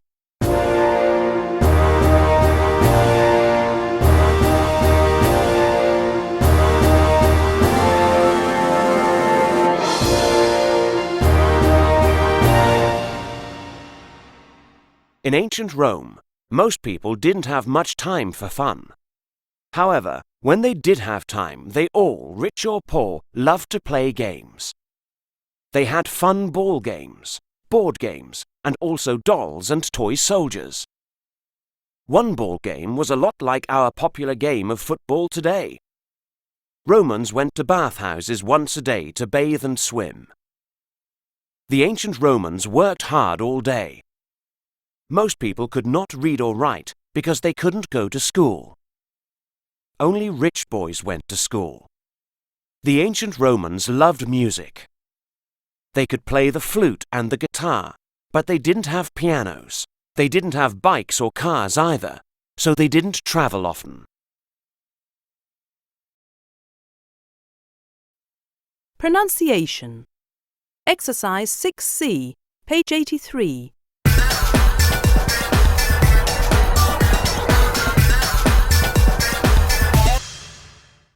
T, D, id.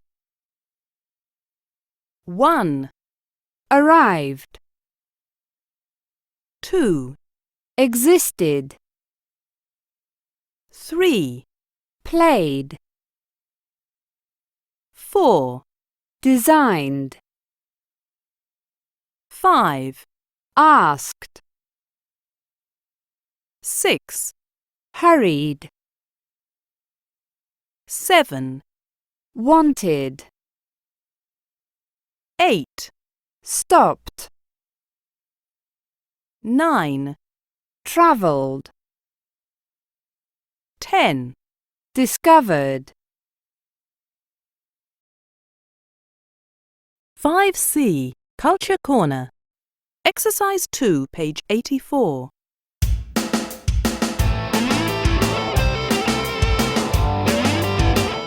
Life in the UK.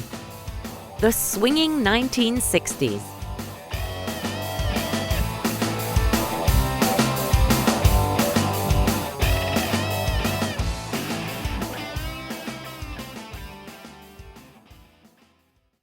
Music and dance. Music was very important to teenagers in the 1960s. They were crazy about music, and they listened to their favourite rock and roll bands, like the Beatles and the Rolling Stones, on the new radio station, BBC Radio 1. Young people also enjoyed dancing in the 60s. They wore the latest fashions at the dance halls and danced all night long.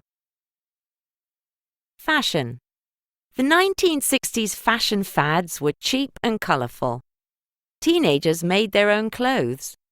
Girls wore short miniskirts and tall boots. A lot of people were shocked when long hair became fashionable for boys. The colourful floral prints of the hippie style were also popular. Films and television. Spy films and TV shows like James Bond and The Avengers were big hits in the cinema and on TV. Most people had a television at home in the 60s. Programs like Top of the Pops, which showed live pop music, were the craze. In 1969, families all over the UK watched Neil Armstrong walk on the moon. 5D, Everyday English. Exercise 1, page 85.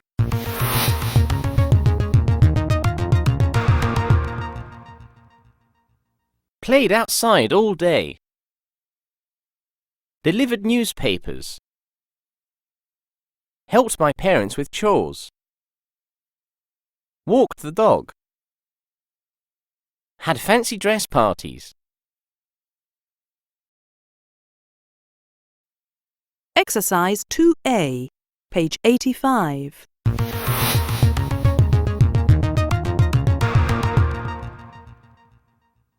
I lived on a farm. Did you like it? What about you? How was that? Was it boring? Do you miss all that?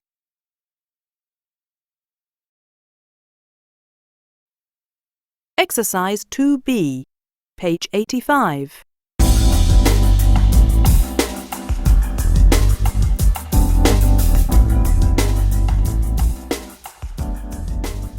Did you live around here when you were a child, Paul? No, I didn't. I lived in a small town by the sea. Did you like it? Yes, I did. After school, I delivered newspapers and walked the dog on the beach. At weekends, I played basketball with my friends. It sounds like you had a nice life there. Yes, it was great. What about you? I lived on a farm. How was that? Was it boring? No, not at all. I helped my parents with chores after school. Sometimes I milked the cows. At weekends, I had picnics with my friends and played outside all day long. Do you miss all that? Yes, sometimes I do. Pronunciation. Minimal pairs. Exercise 4, page 85.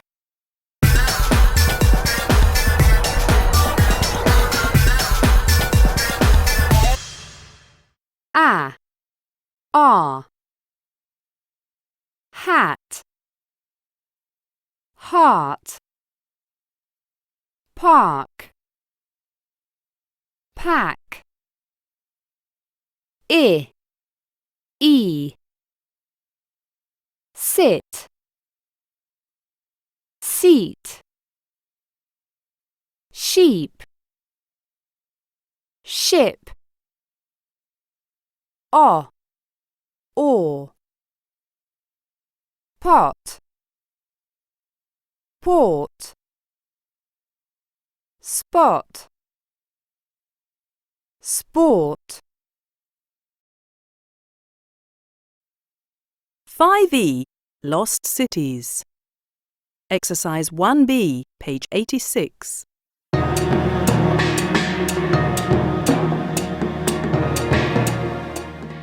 Machu Picchu.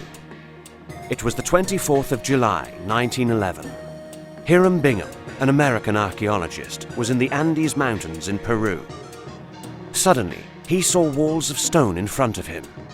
He couldn't believe it. Was this the lost city of Machu Picchu?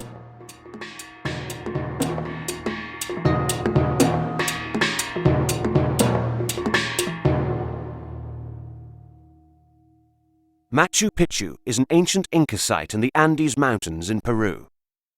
It dates back to 1436. But what was it exactly, and why did the Incas build it so high in the mountains? No one is really certain. Bingham found amazing things in Machu Picchu. He discovered stone buildings with thick walls, homes for the people, and a beautiful palace for the emperor. There was even a huge pyramid.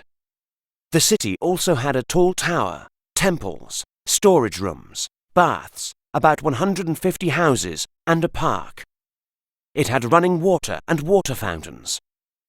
All the buildings were very strong. Even earthquakes didn't destroy them. The Incas were clever people, and they knew how to do many things. They weren't only great builders and astronomers, they were also good farmers.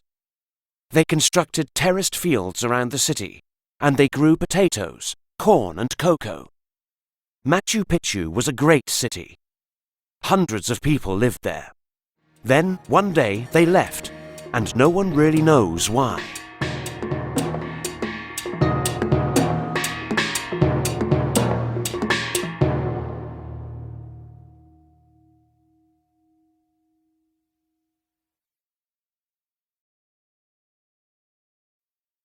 5F. Heroes and Villains. Exercise 1, page 88.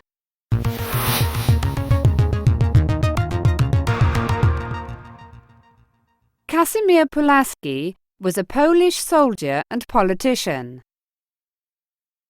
Lord Nelson was an English admiral.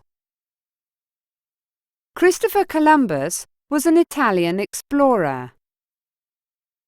Napoleon Bonaparte was a French military leader. Vlad the Impaler was a Romanian prince. Ivan the Terrible was a Russian Tsar. Blackbeard was an English pirate. Exercise 2A, page 88.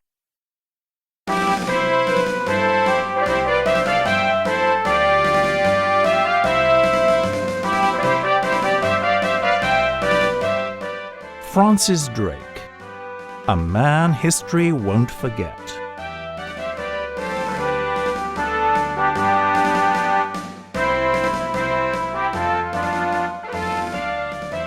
Francis Drake was a sailor, an explorer, a pirate, and more.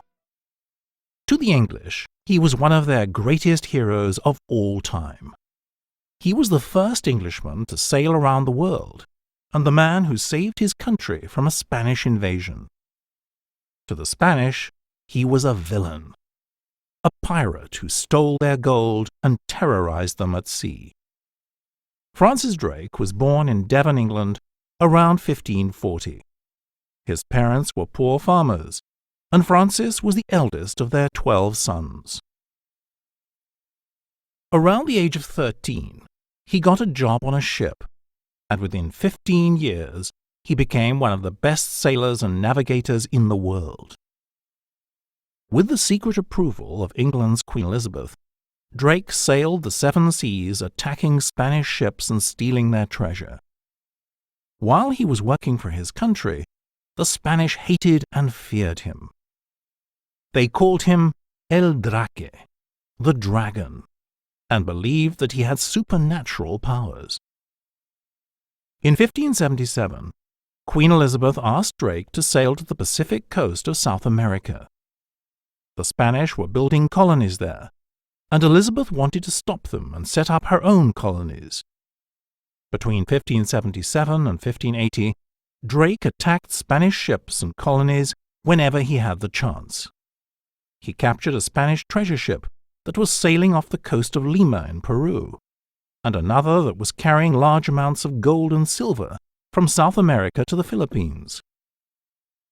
He stole so much treasure that when he returned to England in 1580, Queen Elizabeth was able to pay off the country's debt. She was so happy that she made Francis Drake a knight, and people called him Sir Drake. After Drake's return, King Philip of Spain discovered that Elizabeth was planning to set up colonies in the New World, and was furious. He immediately began to build a huge navy to invade England and stop Elizabeth. On the 19th of July, 1588, the Spanish Armada, Spain's mighty navy, set sail to attack England. But Drake easily defeated it. The victory was one of the proudest moments of Elizabeth's reign and of English history. After defeating the Spanish, Drake returned to sea. He died in January 1596 while he was sailing in the Caribbean, and his crew buried him at sea.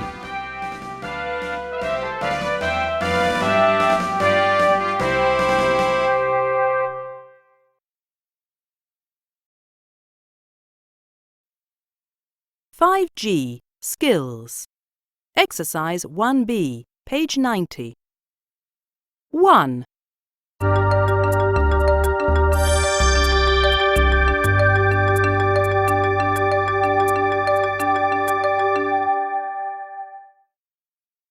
Two.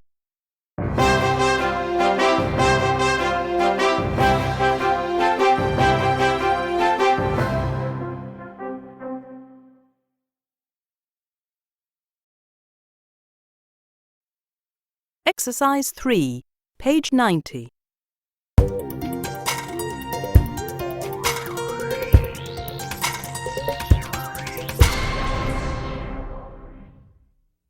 Most young people love films, and they go to the cinema once or twice a month.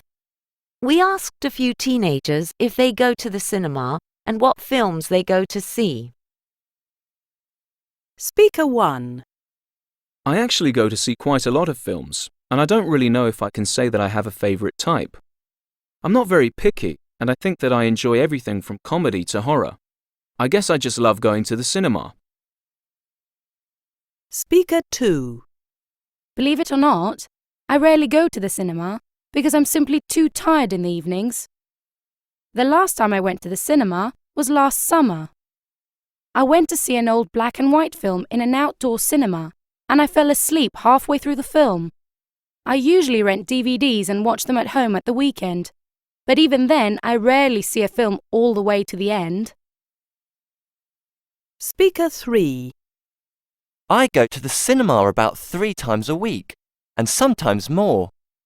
I really enjoy going in the morning on Saturdays and Sundays, and I mostly see adventure or action films. My parents get upset though, because all of my allowance goes to the cinema. Speaker 4. Films are a big part of my life. I couldn't live without them. I see a different film every night, either at the cinema or at home. I love thrillers and horror films, and I have a collection of hundreds of DVDs. I really enjoy going to the cinema with friends. Last weekend we went twice. It was great. Speaker 5. I love watching films, and I usually see about 4 or 5 a week, but never at the cinema. I don't know exactly why, but I can't stand the cinema. I prefer to watch films at home. My parents bought me a great big screen, so I always invite my friends over. What's more, it's cheaper than going to the cinema. 5I, Curricula. History. Exercise 1, page 92.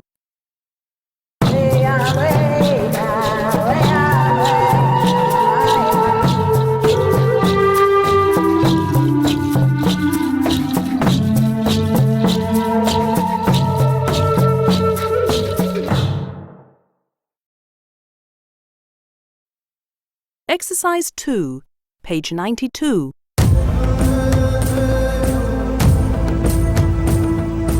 Native Americans.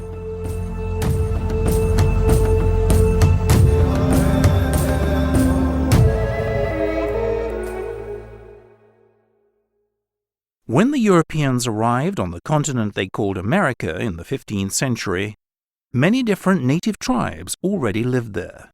These people respected the environment, and their ways of life can still teach a lot to the modern world. A. The Quackutl were fishermen. They had large wooden houses. 7 families could live in one house. They had canoes for fishing, hunting, and trading. They used animal skin and even wood to make their winter clothes. B. The Navajo were farmers and grew crops. They lived in houses made of earth and wood. They travelled on foot. Sometimes dogs pulled them on sleds. The women farmed, looked after the children, and did the housework. The men hunted and protected the tribe. C. At first, the Cheyenne lived like the Navajo. When the Europeans brought horses to America, they left their farms and moved from place to place. The men hunted buffalo. The women built their houses called teepees. They used buffalo skin. They could take them down and move the village in an hour.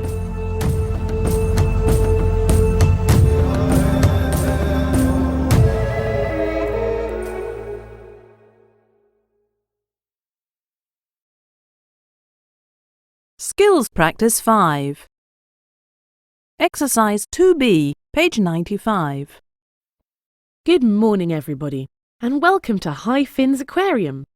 Before you go in, I'd like to tell you about some of the interesting events and things that we have here for you.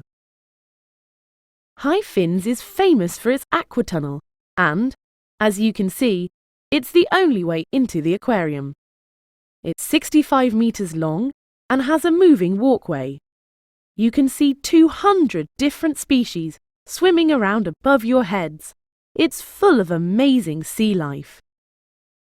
This week is Special Dive Week, and the aquarium is inviting visitors to explore the underwater world. Tickets are €30 for adults, but are only €15 for under 18s. On the right, you can see the door to the Aqua Theatre. Inside, you find out about the amazing creatures the aquarium houses. Questions are welcome. Showings are at 11 a.m, 1 p.m, and 3 p.m. every day. You should take a free map before going to the aquatunnel, and you can visit the aquarium shop to buy a guidebook. It's only €2.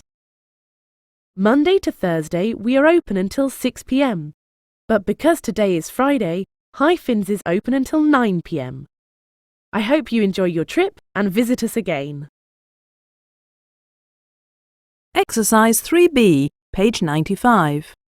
Where is the Natural History Museum? It's at 314 Oak Street. Is it open on Mondays? No, it is closed on Mondays. Can you buy souvenirs at the Natural History Museum? Yes, you can buy souvenirs at the museum shop. Is there a guidebook for the museum? Yes, there are free guidebooks at the museum entrance. What are the types of tickets? There are 3 types. Tickets for adults are €7, tickets for children are €4, and those for families are €18.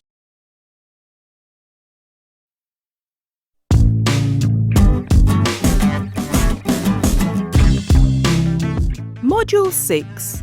Have you ever?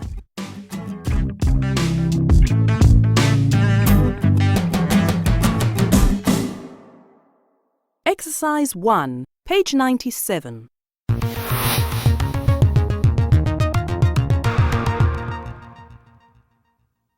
One. Fly over a place in a helicopter. 2. Go camping. 3. Travel in a camper van. 4. Cycle across country. 5. Sail on a yacht. 6. Ride an elephant. 7. Drive a quad bike. 8. Go sightseeing on an open-top double-decker bus.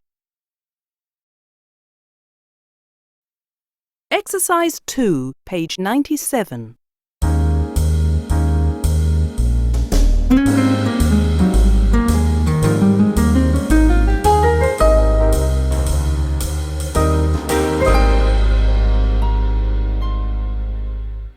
It's very quiet and open here, with no one around for miles. It must be late summer, as the field is full of yellow corn. The weather is fine and the sky is blue, with a few patches of cloud in it. The people are probably a group of friends. They are dressed in jackets and shorts, and they seem to be wearing helmets. They are crossing the field from one side to the other. I can't see a road. They are going along what appears to be a path. I imagine they feel very relaxed and are enjoying the fresh air and the countryside. 6A. Amazing Adventures. Exercise 1, page 98.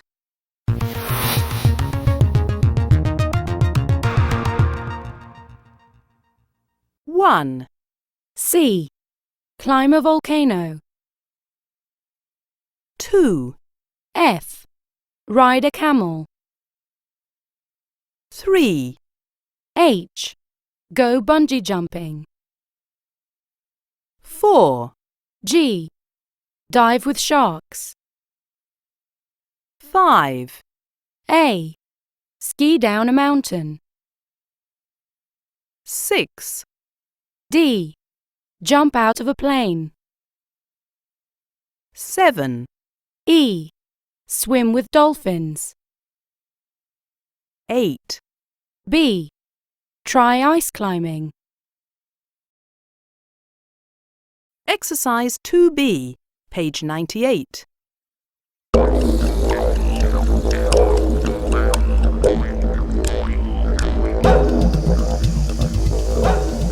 Hi Anna, I'm having a brilliant time here in Perth, Australia. I've been here for a few days now, and I've already taken a ferry ride to see the city skyline. I took some great photographs. I've also made a dream come true because I've swum with dolphins. It was an amazing experience. The water was so clear and the dolphins swam really close to me. They were really happy and friendly. It was the highlight of my trip. Best wishes, Paul.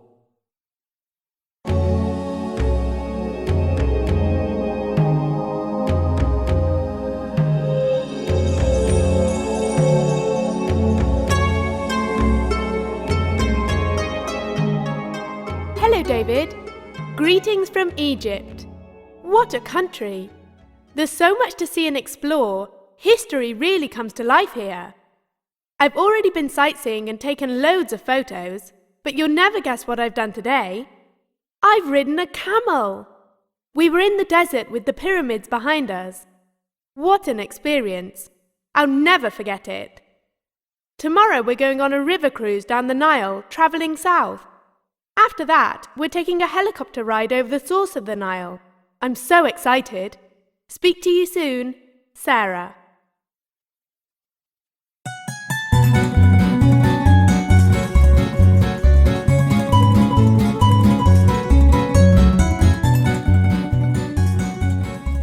Hi, Mark.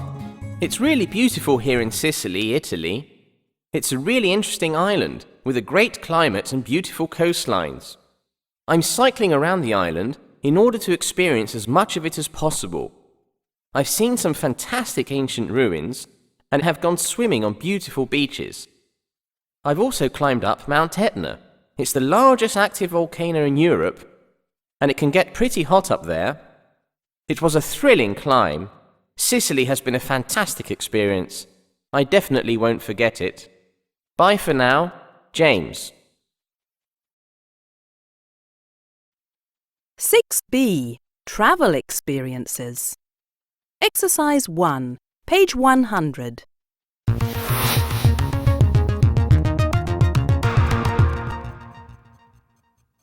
Tram.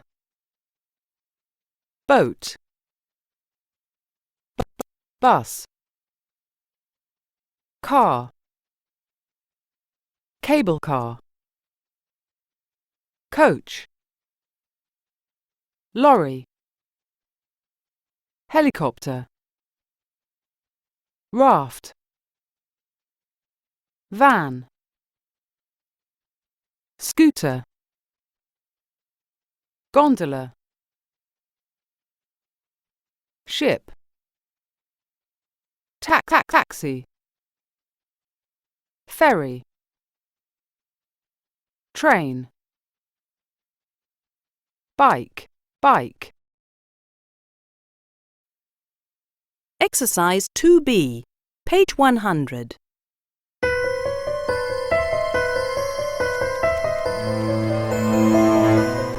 Strange experiences.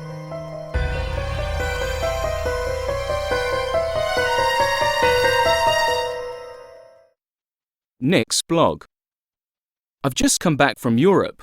I really enjoyed it, but something very weird happened in London. One day, I was at Marble Arch and I decided to get on a London bus. Seconds later, a bus arrived. I was so excited. It was an old-style red double-decker bus. It was also a number 7, my lucky number, so I jumped on board. There were only 2 elderly ladies travelling. One smiled at me. The bus went through a strange part of London. There were very few cars around and all the streets, houses and even the people looked old-fashioned. The bus didn't stop anywhere. 10 minutes later, we were back at the Marble Arch again. I got off the bus and went to my hotel. The receptionist gave me my room key. "Have you been anywhere nice today?" she asked. I told her about my tour on the number 7 bus. She looked surprised. "That's very strange," she said. The number 7 bus hasn't run since 1958. Wow, that's so strange. Have you ever seen a ghost? I think I have. I was in San Francisco. My friend John and I took a ride on one of the famous cable cars. We were the only people travelling when a beautiful woman our age got on. She was dressed in a very old-fashioned grey suit. She wore her blonde hair in a bun, and she carried a small bouquet of roses. She looked like someone from an old photograph. She was very still and lost in thought. John asked me to take some photographs because the view was amazing. I only looked out of the window for a moment, but when I turned back, the woman wasn't there. I asked John about her. John gave me a very puzzled look. "What woman?" he asked. But I know I saw her. Posted by Judy, 25. 6C, Culture Corner. Exercise 2A, page 102.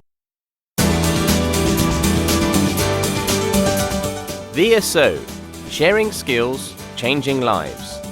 Join us.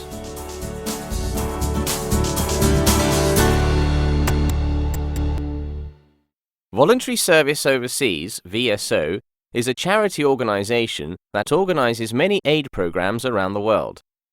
The programme started in London in 1958, and today it is one of the largest volunteer organisations. Volunteers must be between 18 and 75 years old.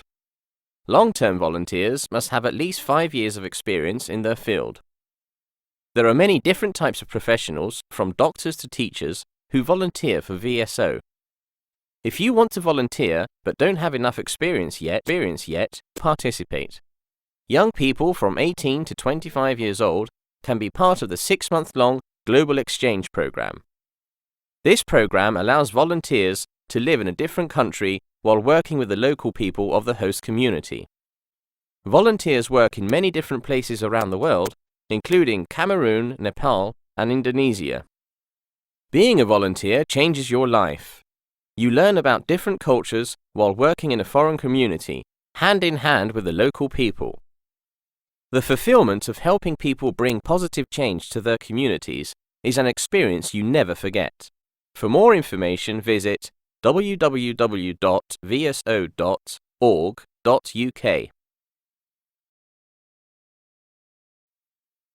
6D, Everyday English. Exercise 1, page 103.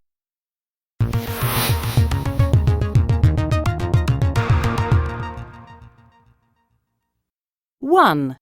Run in a race. 2. Work with children in schools. 3. Help look after animals. 4. Donate old clothes. Collect old clothes. 5. Attend a fundraising event. Organize a fundraising event. 6. Care for old people. Care for disabled people. 7. Buy raffle tickets. Sell raffle tickets. 8. Donate money. Collect money. Exercise 2A, page 103.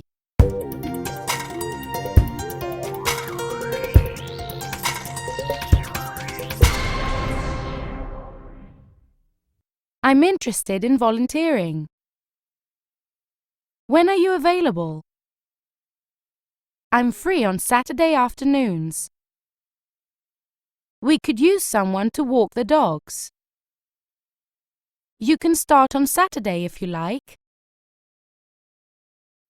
Exercise 2B, page 103.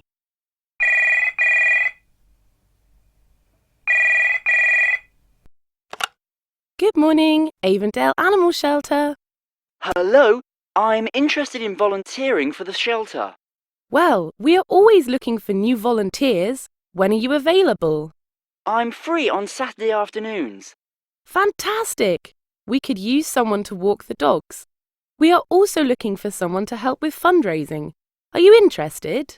I can definitely walk the dogs. As for fundraising, I can help to collect donations. Great! You can start on Saturday if you like. Just come in around 2 p.m. and ask for Maria. Okay, I will be there. Goodbye. Pronunciation.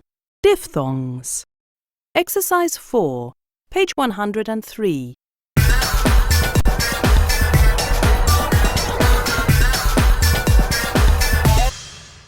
Ear, ear. Near, here. Dear, cheer. Eat, each. Clean, keep. Feed. Pain. Sail. Main. Male. 6E. Technology. Exercise 1A, page 104.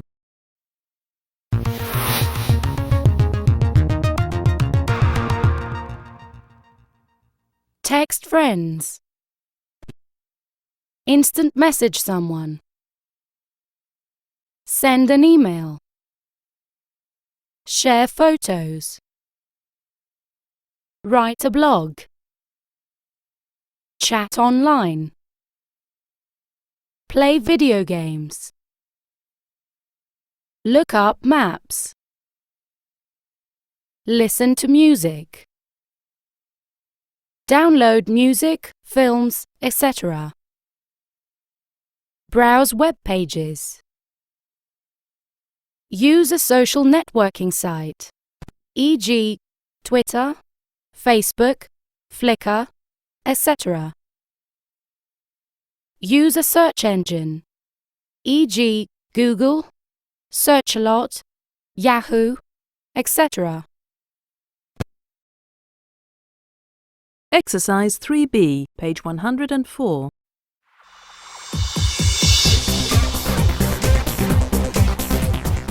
Forum. Embarrassing moments.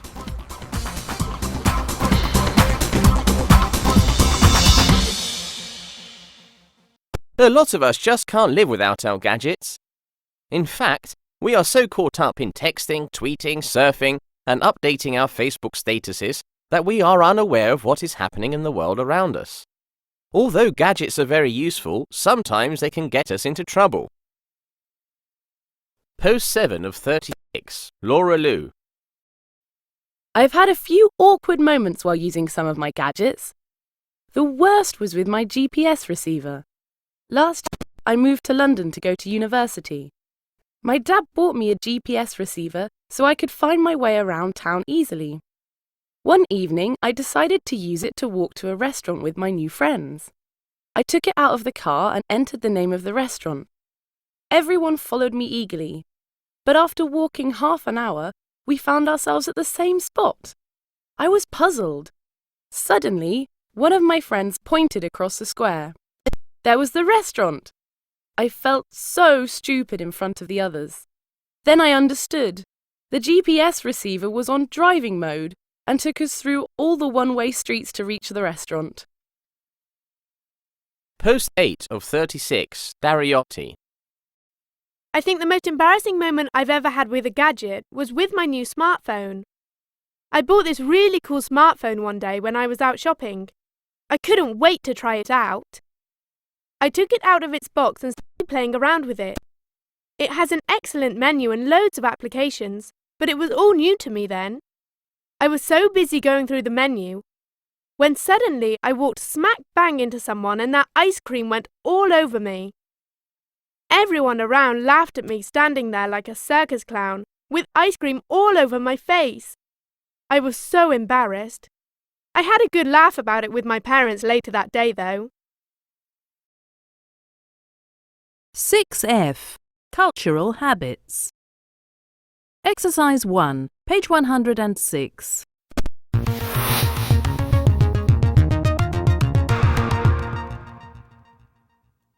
A. Blow your nose in public.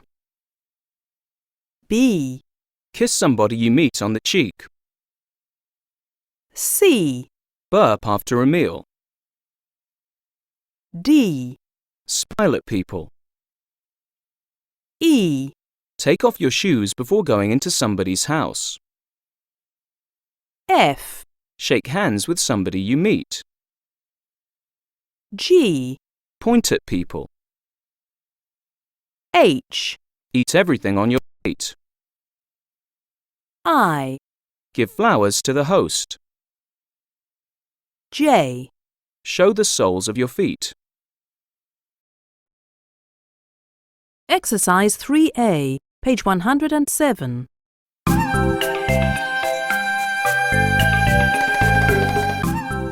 Social etiquette around the world.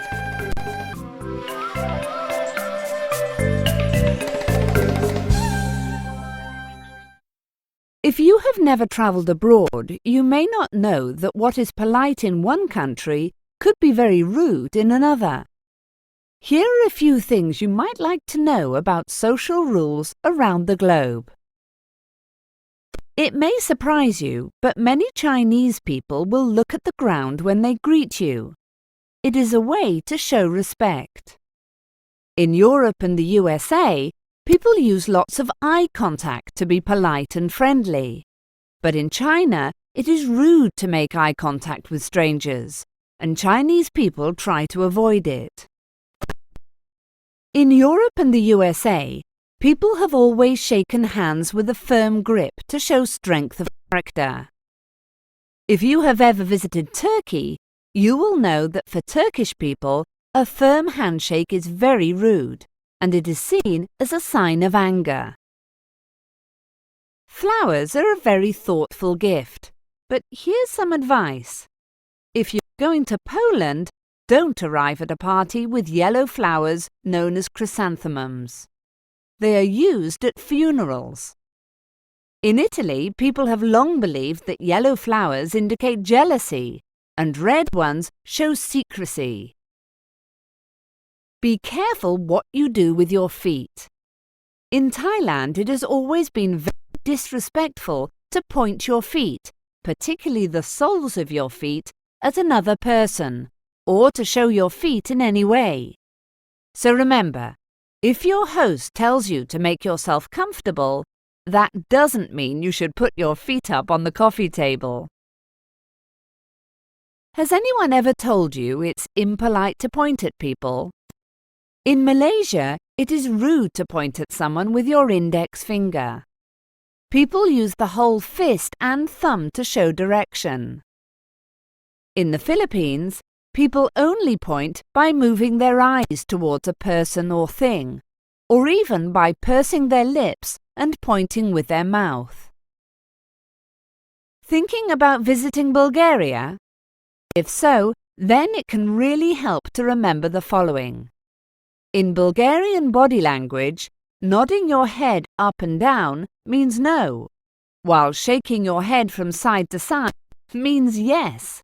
So be careful how you move your head. Don't get confused. In some parts of the world, it's polite to eat all of the food on your plate at dinner. But in China and Korea, you should leave something. This shows that you were given enough food by your host. If you eat everything, your Chinese host feels obliged to offer you more. That is because he thinks you are still hungry.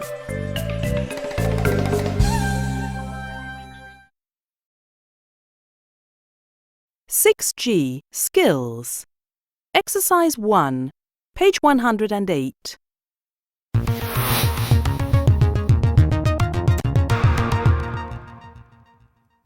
One. B. Cut your finger. 2. I. Have a fever. 3. C. Sprain your wrist.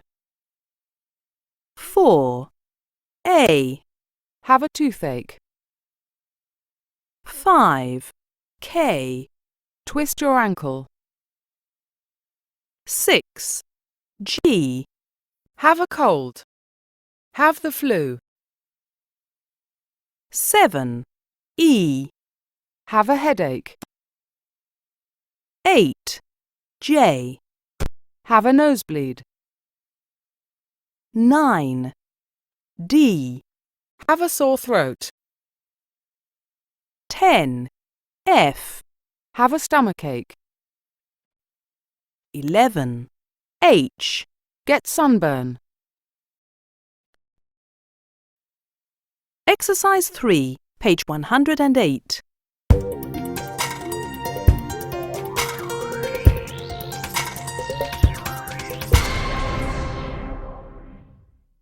One. I've always dreamed of cycling across country, and I was in great shape when I finally started my journey. At first, everything was running smoothly, but something really small turned into something big. I had a mild toothache that turned into an unbearable pain. I couldn't even eat my sandwiches. In the end, I had to take the train back home to see my dentist. 2. When my sister and I went to Hawaii last summer, we decided to hike up Kilauea, the Big Island's famous volcano. It was a long hike, but seeing the lava flowing was so amazing. Anyway, things took a bad turn when on the way back, I stepped on a big rock and nearly fell over. I was in so much pain that we had to have a car drive us back to the hotel. 3. The first time I went skiing, I was so excited that I went out and bought myself a new white snow jacket. That was a huge mistake. The temperature was just below 0 and my nose was feeling really dry. My doctor says this is always a warning sign. On the way down my first slope, I felt a warm liquid start dripping down my nose. By the time I got down the hill, my new jacket was covered with blood. 4. My friends and I decided to go camping in Italy during our Easter holidays. It was supposed to be 4 days in the great outdoors. Well, leave it to unlucky me to come down with the flu. I had such a high fever that when I woke up after falling asleep in the tent, my pyjamas were drenched in sweat. 5. We were so excited to be in India, and since we love Indian cuisine, we started trying all the dishes at the hotel buffet. It wasn't the smartest thing to do. When we went on an elephant ride in the afternoon, we were both so full that we couldn't even enjoy it. Exercise 4, page 108.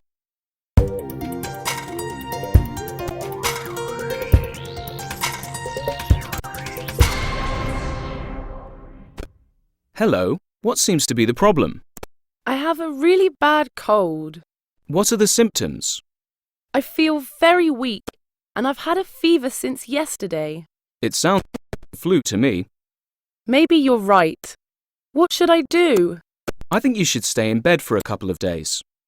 The problem is that tomorrow I have a really important exam at school. I'm afraid you can't go to school. You can retake the exam when you're well again. Make sure you drink a lot of liquids and try to sleep it off. You can also take this to get your temperature down. Thank you, Doctor. 6H. Writing. Exercise 6, page 109.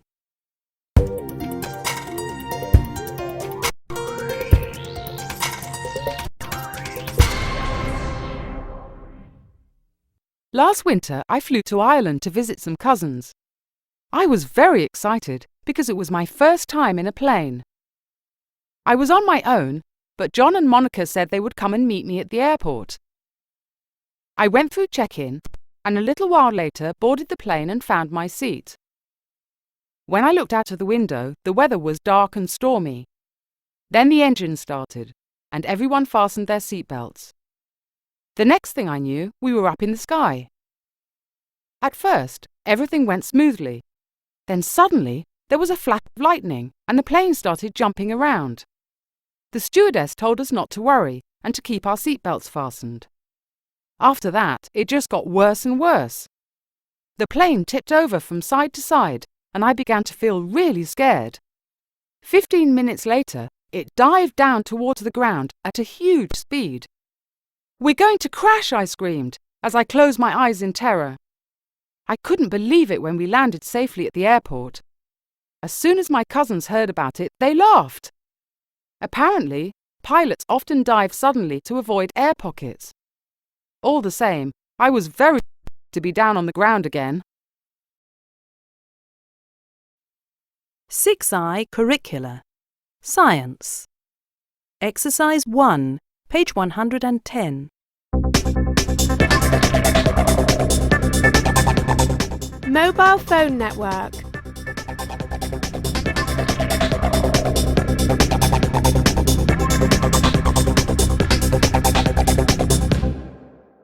Millions of people around the world use mobile phones to keep in touch with friends and family, and there is an 80% chance that you've got a mobile phone in your pocket bag. Have you wondered, though, how a mobile phone network works? A mobile phone is actually a sophisticated radio that uses radio waves to communicate, like a really good walkie-talkie. A walkie-talkie uses one channel and one frequency, so only one person can talk at the same time. The mobile phone uses two frequencies, one for talking and one for listening, which means both users can talk at the same time, and it can use over 1,600 channels. When your mobile phone is on, the phone communicates to what we call a base station. A base station is a special antenna which can be on the top of a building or a communications tower. There are usually hundreds of base stations in cities all over the world. Sometimes telephone companies disguise their base stations, so you don't even notice them. Each base station is at the centre of an area called a cell.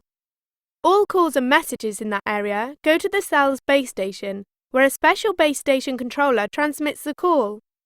Controllers can only take a certain number of calls at the same time, so if a lot of people call, some of them may not be able to get through. This doesn't happen very often, though, because there are antennas everywhere. Keep an eye out for them.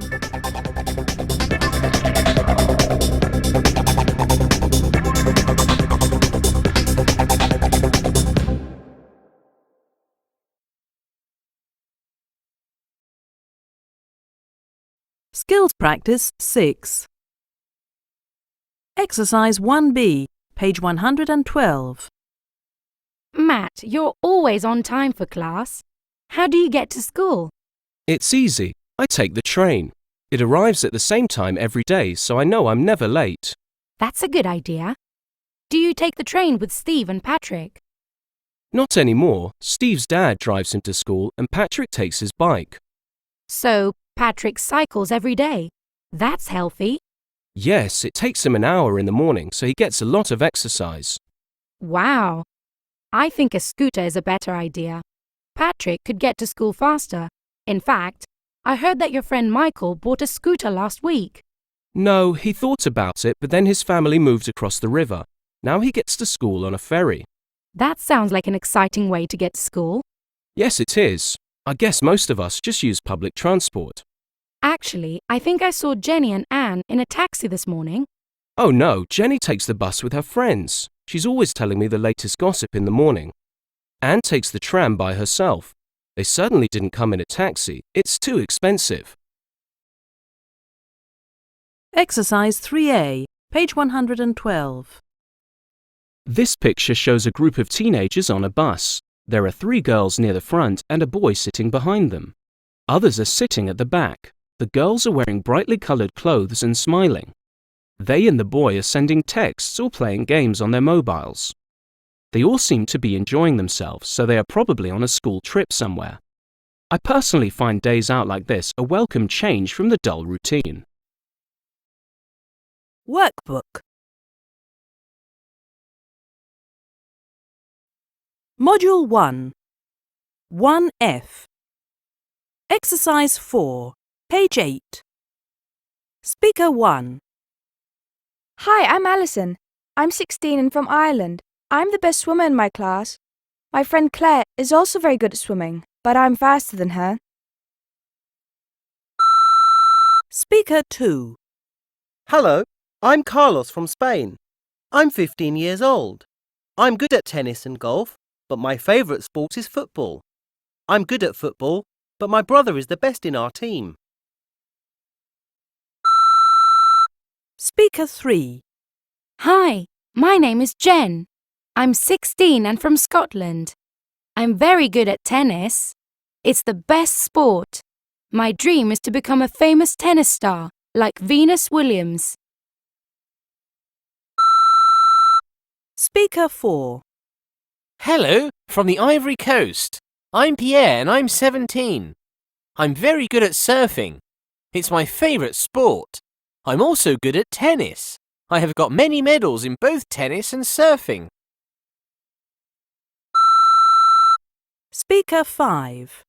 Hi, I'm Alex. I'm 15 and from Denmark. I'm a good hockey player. My brother is also good at hockey. We are in the school team. All the other players are older than me, but I'm the fastest.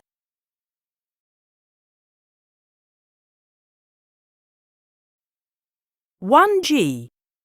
Exercise 5, page 9. Hi, my name is Martin. You're new here, aren't you? Yes, my name is Paula Brown. Where are you from? I'm from Arbroath in Scotland. Really? How old are you? 15? No, I'm 14 years old. Where's your house? At 13 Pottington Drive. Oh, that is near my house.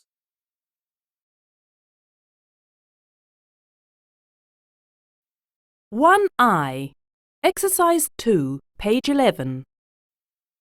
1, How old are you? 2, What nationality are you? 3, Are they doctors? 4, What's your favourite sport? 5. Who's she?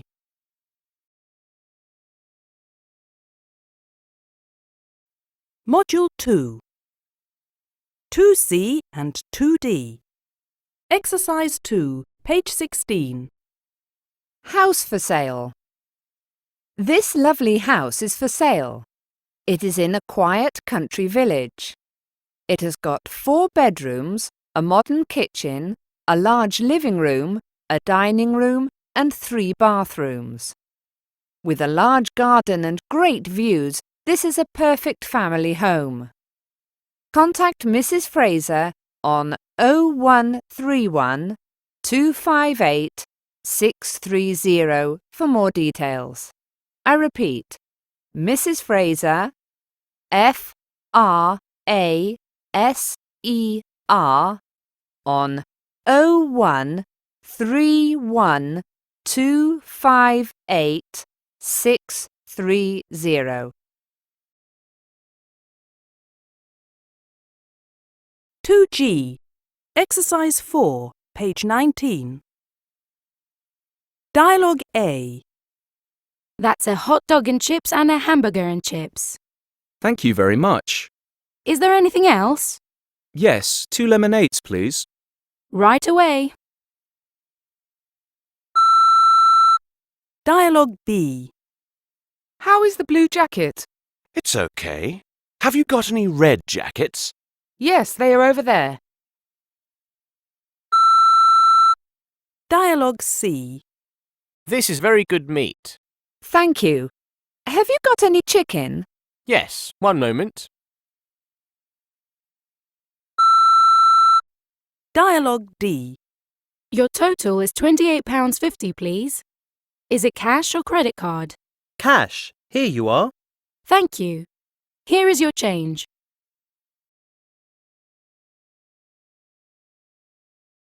Module 3. 3G.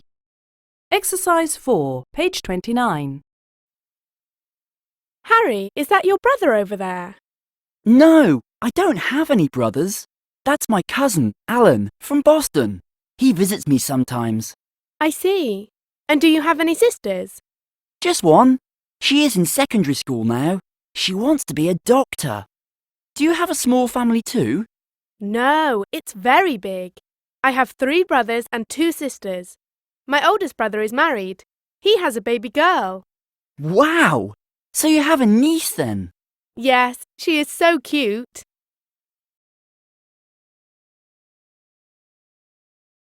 Three I. Exercise 3, page 31. 1, Do you watch TV in the evenings? 2, How often does he play football? 3, Excuse me, what time is it? 4, Do you want to go to the park? 5. Whose brother is Steve?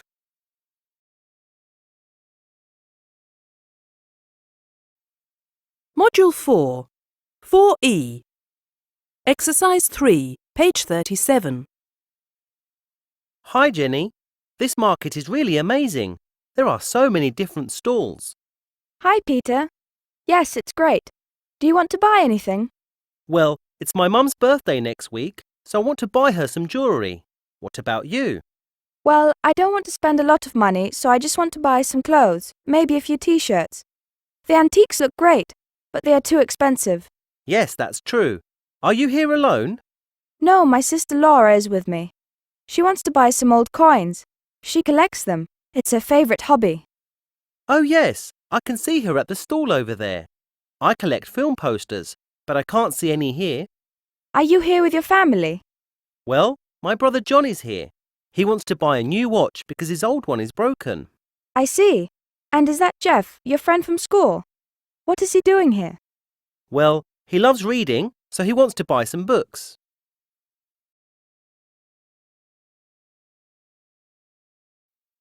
G. Exercise 3, page 39. Greetings from India.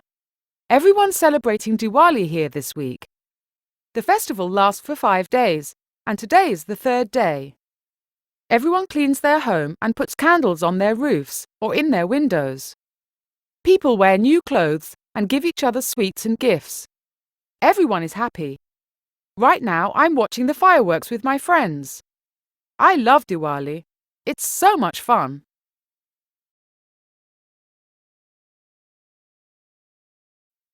Module 5. 5G. Exercise 3, page 49. Hey, Carrie. I called you last night, but you were out. Oh, hi, Josh. Yes, Jane took me to the cinema. We went to see Iron Man 2 at 7 o'clock. The film was great, but the tickets were quite expensive. How much did they cost? It was £20 for 2 tickets. Oh well, at least you enjoyed the film. Yes, I usually prefer comedies, but I really enjoyed Iron Man 2. It was exciting, and there were some frightening parts too. It wasn't scary. In fact, I thought it was a bit boring. I really liked Robert Downey Jr. before I saw Iron Man 2, but he wasn't very exciting in this one. Oh, I thought he was very good as Iron Man. When did you go to see it? I went to see it last weekend. I love going to the cinema. It's exciting. I only go to the cinema at the weekend, but I really enjoy it too. So what is your favourite type of film? I love science fiction films, and Star Trek is my favourite film of all time. I don't like comedies at all, and I can't stay awake during romance films. Oh, really? I like comedies and romance films more. They're so entertaining. Well, I have to go. How about doing something later? Sure, give me a call.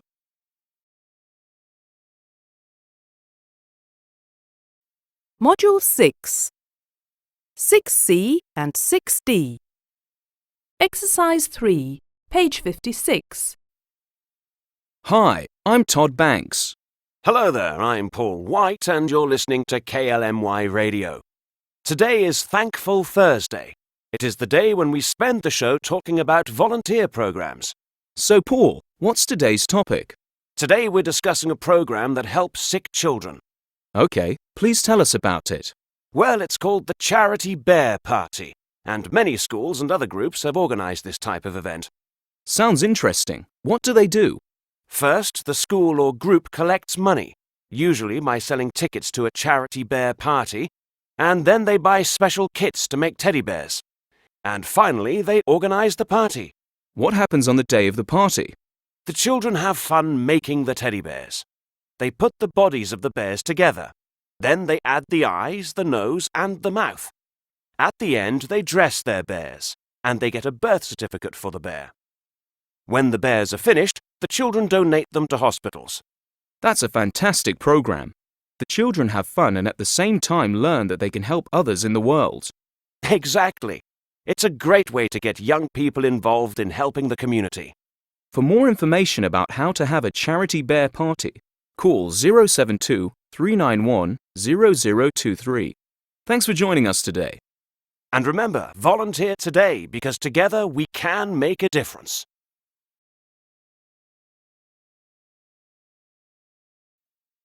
(6G). Exercise 3, page 59. Hi, and welcome to the show. Today we are speaking to Michelle Witten. Michelle is a nurse at our local hospital and offers her services to dozens of people who arrive at the hospital reception with health complaints every day. Welcome to the show, Michelle. Hi, everybody. So, Michelle, can you tell us what the most common injuries and ailments are? And maybe give our listeners an idea about how to treat them? Certainly. Out of the many ailments and injuries, headaches are probably the most common health complaint. Usually a simple headache tablet is enough to cure this. But headaches that last for a long period of time could mean there is a more serious health problem. In that case, patients have to see a doctor. I see.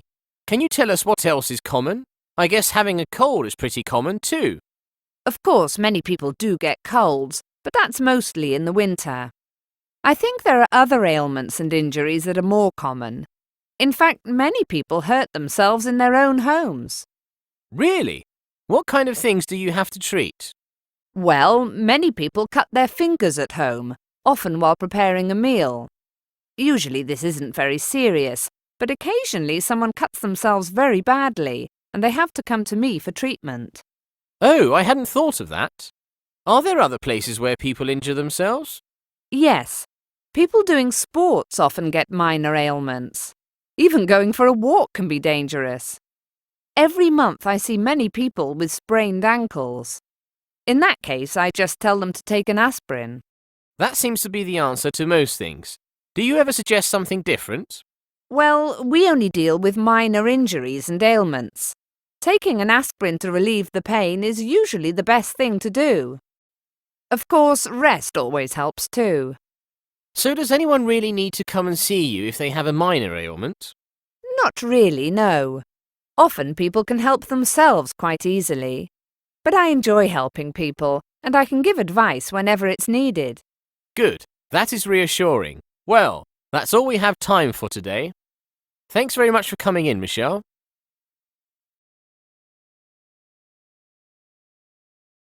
Further practice. Listening. Part 1, page 93. Hi, Kelly. How was your trip to New Zealand?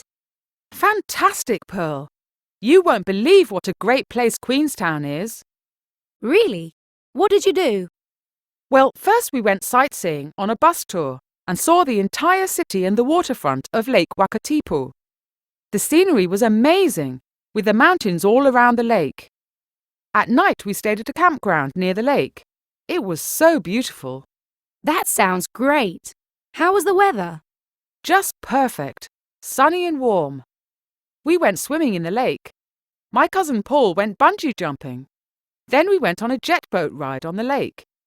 New Zealanders are so friendly that we had a great time everywhere we went. Wow, you and Paul sure did a lot of things.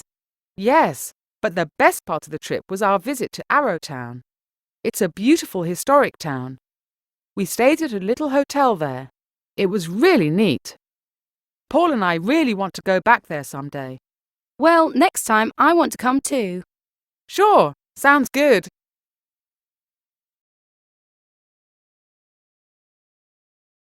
Part 2, page 93. Speaker 1. I have driven my quad bike almost everywhere.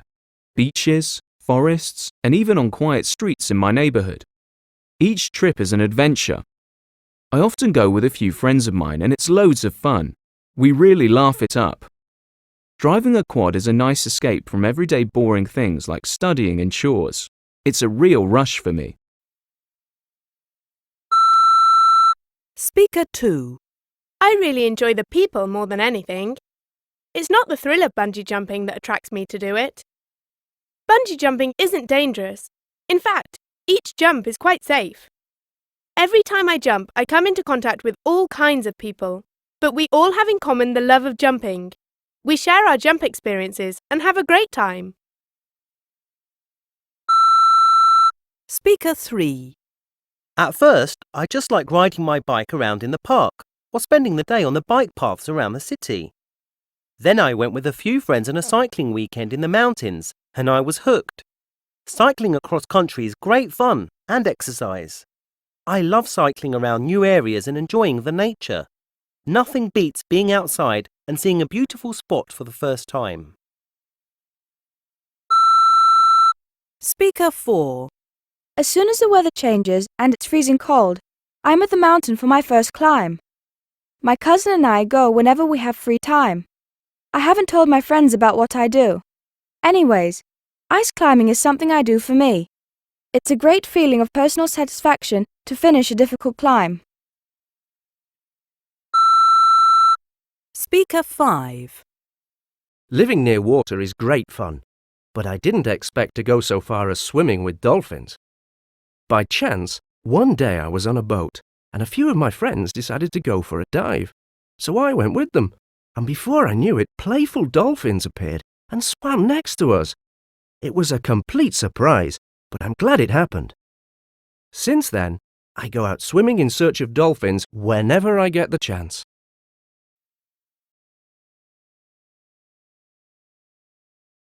Part 3, page 93. He's the architect of the stars. Celebrities like Christina Aguilera and Jennifer Lopez have bought his homes. Today we welcome architect Steve Herman to the show. Thanks for joining us, Steve. It's great to be here. Steve, how do you describe your homes? Well, they are always modern. I like huge rooms with lots of glass. Most of my houses are bright because of all the windows and have great views. I like to mix indoor and outdoor living. What architecture do you like? My favourite buildings are those of the 1950s and 60s. They are very interesting inside, like each room is a photograph. What about your training? Where did you study architecture? Nowhere, actually. I guess that's the biggest surprise about me. I have just always had a passion for architecture, and I learned along the way. Wow, that is impressive. What project are you most proud of? My glass pavilion. It's my greatest achievement. It's a 5-bedroom home with, if you can believe it, glass walls. That's what makes it so special. It has great views of the city of Los Angeles and the green Hollywood Hills. It's truly what I call living with nature. Sounds amazing. What do you do in your free time? I'm a car nut. I love buying old European cars, of course, because I love the designs. It's not the value of the car that I care about. As long as it looks attractive, it gets my attention. Finally, Steve, what advice can you give to our listeners? Take a chance on your dreams. Read and learn about what interests you and go for it. Don't be afraid to be a little crazy. Some good advice from Hollywood architect Steve Herman. Thanks, Steve. My pleasure.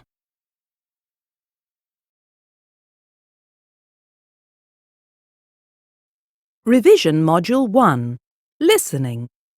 Exercise F, page 99. Speaker 1.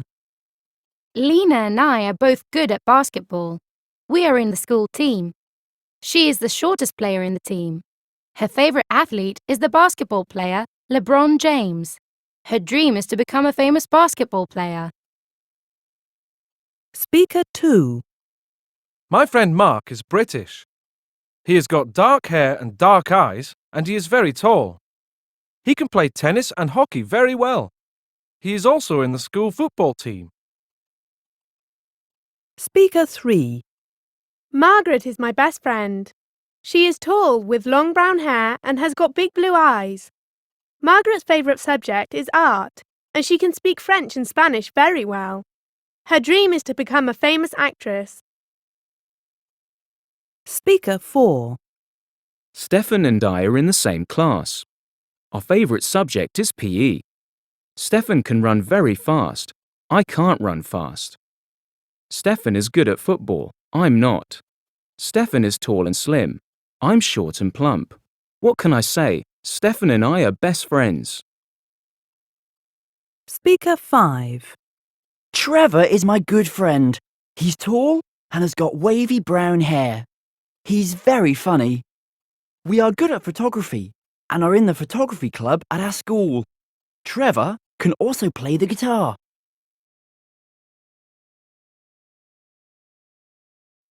Revision Module 2. Listening. Exercise F, page 101. Speaker 1. Hi, I'm Tom. I'm from Scotland. My house is in front of a big lake and next to some mountains. It's really wonderful here. Speaker 2. Hi, I'm Marie. My flat is in Paris, France. It's on the 6th floor. I can see the Eiffel Tower from my bedroom window. It's fantastic. Speaker 3. Hello from Tokyo. My name's Mariko. My flat here is very new. It's got 2 bedrooms and a living room. I've got lots of cool furniture from IKEA. Speaker 4. Hi, I'm Marcos from Mexico. My flat is in the center of Mexico City. There are lots of shops and restaurants on my street. There's also a cinema nearby. Speaker 5. Hello from the UK. My name's Sam. My house is really great. It's got 5 bedrooms and a huge kitchen. The best room in my house is the big living room. It's got 2 big red sofas.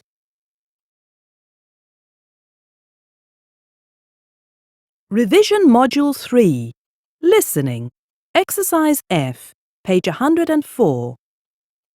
Hello, and welcome to today's edition of Pet Talk. Here in the UK, people are famous for their love of dogs. Dogs are our best friends and our favourite pets.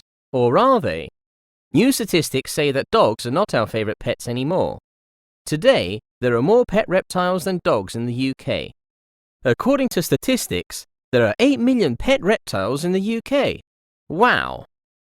Today, I've got Anna Lee on the show with me. Anna Lee is a herpetologist. She studies reptiles. Hi, Anna. Hi, everyone. Anna, why do you think reptiles are now more popular than dogs in the UK? Firstly, today people have busy routines and very little free time. People are always at work or at school. We don't have time to care for dogs. You have to walk a dog every day. You have to play with a dog, but you never have to walk a snake or a lizard.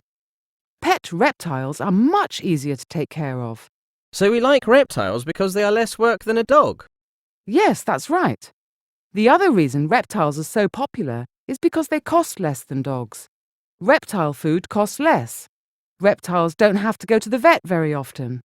So we can save money with reptiles? Yes. Lastly, I think that reptiles are beautiful animals. The most popular reptile in the UK is the leopard gecko. Leopard geckos are small, yellow and black lizards. They're great pets because they're not dangerous and are very easy to take care of. Have you got a pet, Anna? Yes, I've got a big iguana. She's called Nina. She's very friendly. Great. Thanks for talking to us today, Anna.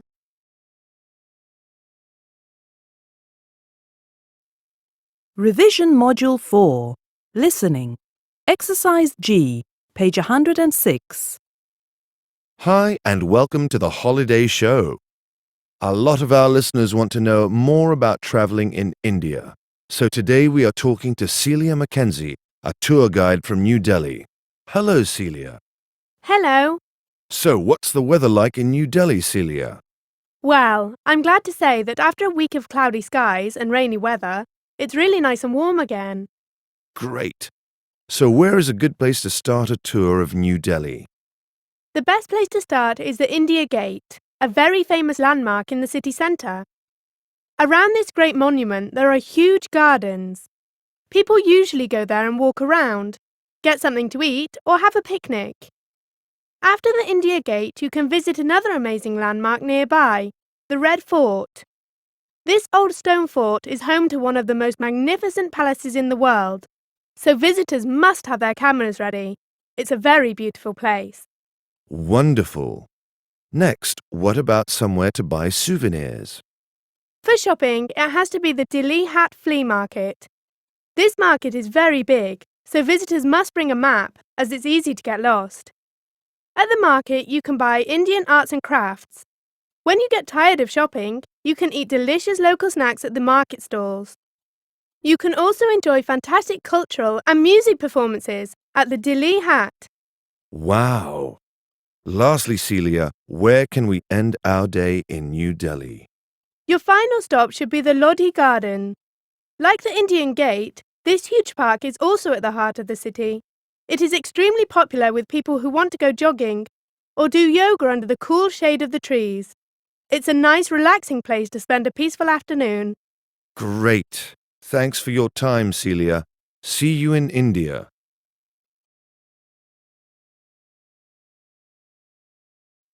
Revision Module 5. Listening. Exercise G, page 109. Hey Mark, how are you? Hi, Emmy. I'm great, thanks. Hey, do you still want to come to my house to watch a film on Saturday? Sure, I'm looking forward to it. Great. What do you want to watch? Well, I bought the new Twilight DVD yesterday, so we can watch that. Actually, I don't really like romance films. The plot is always the same. They're so boring. Oh, but Twilight is different. It isn't really a romance film. It's a fantasy. The plot is very exciting. Well, I like fantasy films, but I really don't want to watch Twilight. How about watching the new Harry Potter film instead? Harry Potter is great, but I watched it last week. I don't want to see it again. Oh, okay. Have you got any other DVDs? I've got Fantastic Four, Rise of the Silver Surfer. That's a great fantasy film. Really? I love Fantastic Four films. The special effects are always amazing and the plots are always full of action. True, and they are funny too. Yeah, let's watch that then. Come round to my house at 7:30, okay? Brilliant. See you later.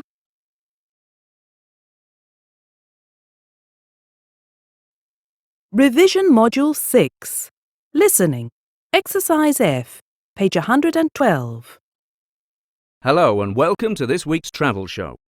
Last week we talked about volunteer work abroad. To continue our discussion, we have Ben Smith on today's show. Ben, tell us about yourself. Hi, I'm Ben. I'm 20. I like rock music and playing football. I study physics at Manchester University. Great. Ben has just returned from a trip to South Africa. What did you do there, Ben? Well, I did all the normal tourist stuff. I went on a safari and saw elephants and lions. I went surfing and sailing too. But for most of my trip, I was a volunteer English teacher. I worked at a school in a small village called Ballan. Fantastic. Tell us more about your volunteer work in Ballan. I worked at a school with 350 students. The school is very simple. There aren't a lot of books, pens or paper. Although the students study chemistry and physics, there isn't any science equipment. But one thing the school does have is a small garden. The children love playing sports in the garden. They can play football, netball or volleyball. Interesting. And what is the village like? Ballan is in a very beautiful area, but there is no running water, very little electricity and no shops in the village. I shared a small house with a local teacher and his family. There was no bathroom and no fridge. So, life was difficult? Not really. It was just different. We washed with water from the river. We ate a lot of rice, beans and cabbage, but it was always delicious. In the evenings, there was no TV or internet, so we sang songs outside. The community was very friendly. So, what was the best thing about your trip? Well, the South African coastline was amazing, and I saw wild dolphins, which was a dream come true. Also, I learned a lot of new skills from teaching. But the highlight of my trip was spending time with the students. They were wonderful people, I really love them. Thank you, Ben, for sharing your experience. Test 1. Speaker 1. My family is great. I've got a brother and a sister. My brother and I are both good at cricket. My younger sister is a really good swimmer. My dad can play tennis well, and even my mum is a good golf player. My favourite sport is football, and I'm pretty good at that too. Speaker 2. There are 4 members in my family. My dad is an architect, and my mum is a nurse. My oldest sister is in high school, and I'm in middle school. My favourite subject is PE. I'm in the school tennis club. Speaker 3. I'm 15 years old and my parents are shorter than me. My little sister is short too. I'm glad I'm tall and not short like everyone else in my family.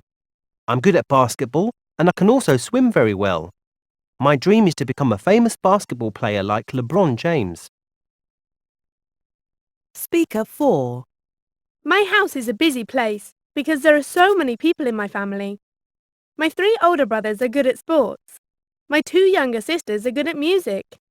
My favourite hobby is horse riding. My parents are always very busy with us. It is never quiet in my house. Speaker 5. My 2 sisters are very tall like me. They can play volleyball well. No one in my family is short or fat. My mum and dad are good at tennis and other sports. But not me. My favourite hobbies are photography and reading.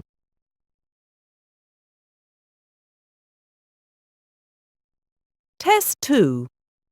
Speaker 1. My bedroom is great. I have got a bed, a desk and a cupboard with all my sports medals and awards inside. On the walls there are lots of posters of famous footballers like David Beckham, Lionel Messi and Cristiano Ronaldo. Speaker 2. In my bedroom, I've got a desk, a wardrobe, a bed, and a bookcase. On the bookcase, there aren't many books, but there are a lot of CDs. Next to the bookcase, there are 2 guitars. On the wall is a poster of my favourite rock band, the Ramones.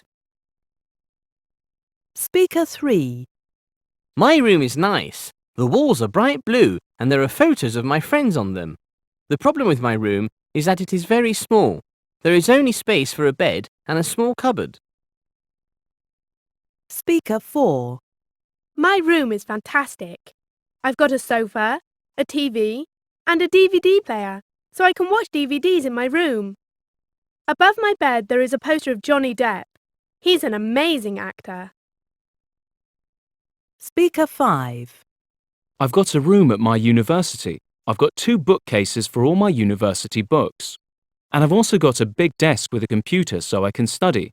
My room is perfect for a student.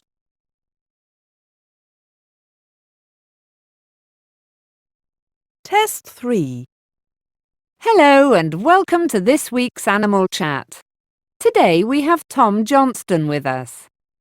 Tom works at the local safari park. He looks after the animals, and today he's here to tell us about the park. Hello, Tom. Hi, everyone. So, Tom, what animals do you have at the safari park? Well, we've got some endangered and exotic animals, including lions, tigers, giraffes, zebras and monkeys. Great! And how close can visitors get to these animals? Visitors can get very close. Sometimes the animals are just a few meters away from the cars. Wow! And can visitors get out of their cars in the park? No, they have to stay inside their car. Don't forget, these are wild animals, and they are dangerous. Even the small monkeys can bite. And how fast can visitors drive in the park? Inside the park, visitors can't drive faster than 20 kilometers per hour. And remember that the slower they drive, the easier it is to see the animals. Okay. Can visitors take photos? Yes, but they can't open their car windows, though. Of course not. Can visitors stop for a break in the park? Yes. Halfway through the park, there is a cafe that serves food and drinks. Great! Well, I look forward to visiting the park very soon. Fantastic. And our new alligator house is now open, so you can see alligators, crocodiles, lizards and snakes at the park too. Excellent. Tom, thanks again for your time.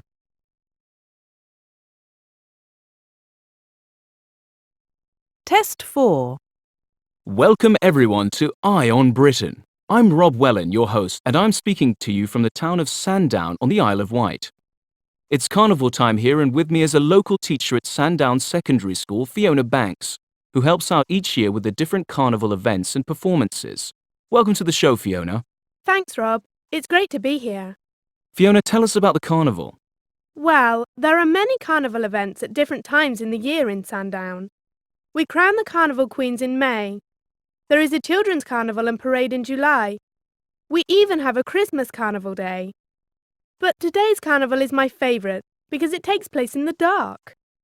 It's a perfect evening for a parade and fireworks display. As you can see, Rob, people are waiting for the parade to start and are dancing in the streets. Yes, it's definitely a fun time. Tell us about the parade. Well, it starts in the town centre and goes down the high street. People wear fantastic costumes and hold lights and candles. It's very magical. The parade ends at the seaside. Then what happens? There is a spectacular fireworks display.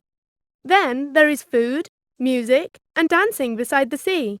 It becomes a great big party that lasts all night. No one gets to bed until the next morning. Sounds amazing. It is. We are really proud of our town and the carnival. Thanks for talking to us, Fiona. You're welcome.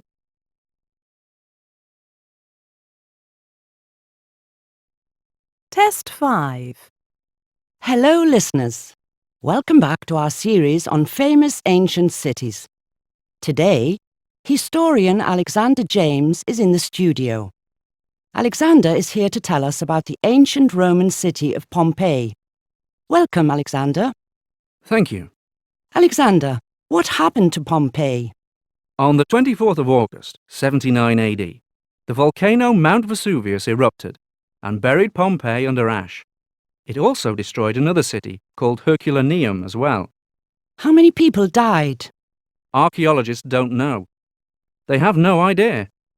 About 20,000 people lived in Pompeii. Some managed to escape, but many didn't. That's all we know. Why didn't people in Pompeii understand they were in danger? For a very simple reason. They didn't realize Vesuvius was a volcano. They had no idea. They didn't even have a word for volcano in their language. People forgot about Pompeii after Mount Vesuvius buried it, didn't they? Yes. After about a century, no one remembered Pompeii. For over 1,500 years, it was a lost city. Then, in 1599, some people accidentally rediscovered it. Today, millions of tourists visit Pompeii every year, don't they? Yes. Pompeii is one of Italy's most popular tourist attractions. Over 2.5 million people visit it each year. Not all of Pompeii is open to the public, though. Only archaeologists can go into some special closed areas. Still, the sections of the city that are open to the public are very large. Tourists can spend many days exploring Pompeii. Thank you for that information, Alex.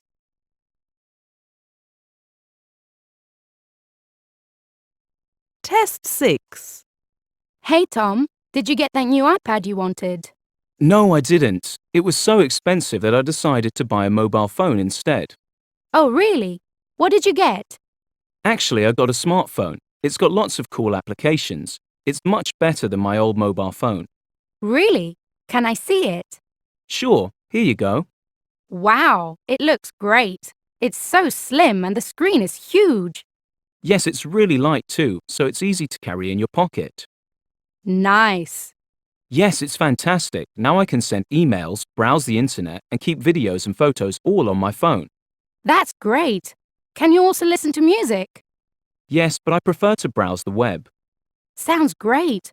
But do you really need all those things in your mobile phone? Well, to tell the truth, I sometimes get so caught up with my new phone that I don't know what's going on in the world around me. What do you mean? Well, on Monday I was so busy watching a video on it that I forgot to get off the bus and I missed my first class at school. That's funny. I felt stupid. Anyway, I've got to go now. I've got a photography class at 4. I bought a new camera last month and I love it. You know, you can take great pictures with a smartphone too. I know, but I'm happy with my old mobile. See you soon, Tom. Bye, Jess.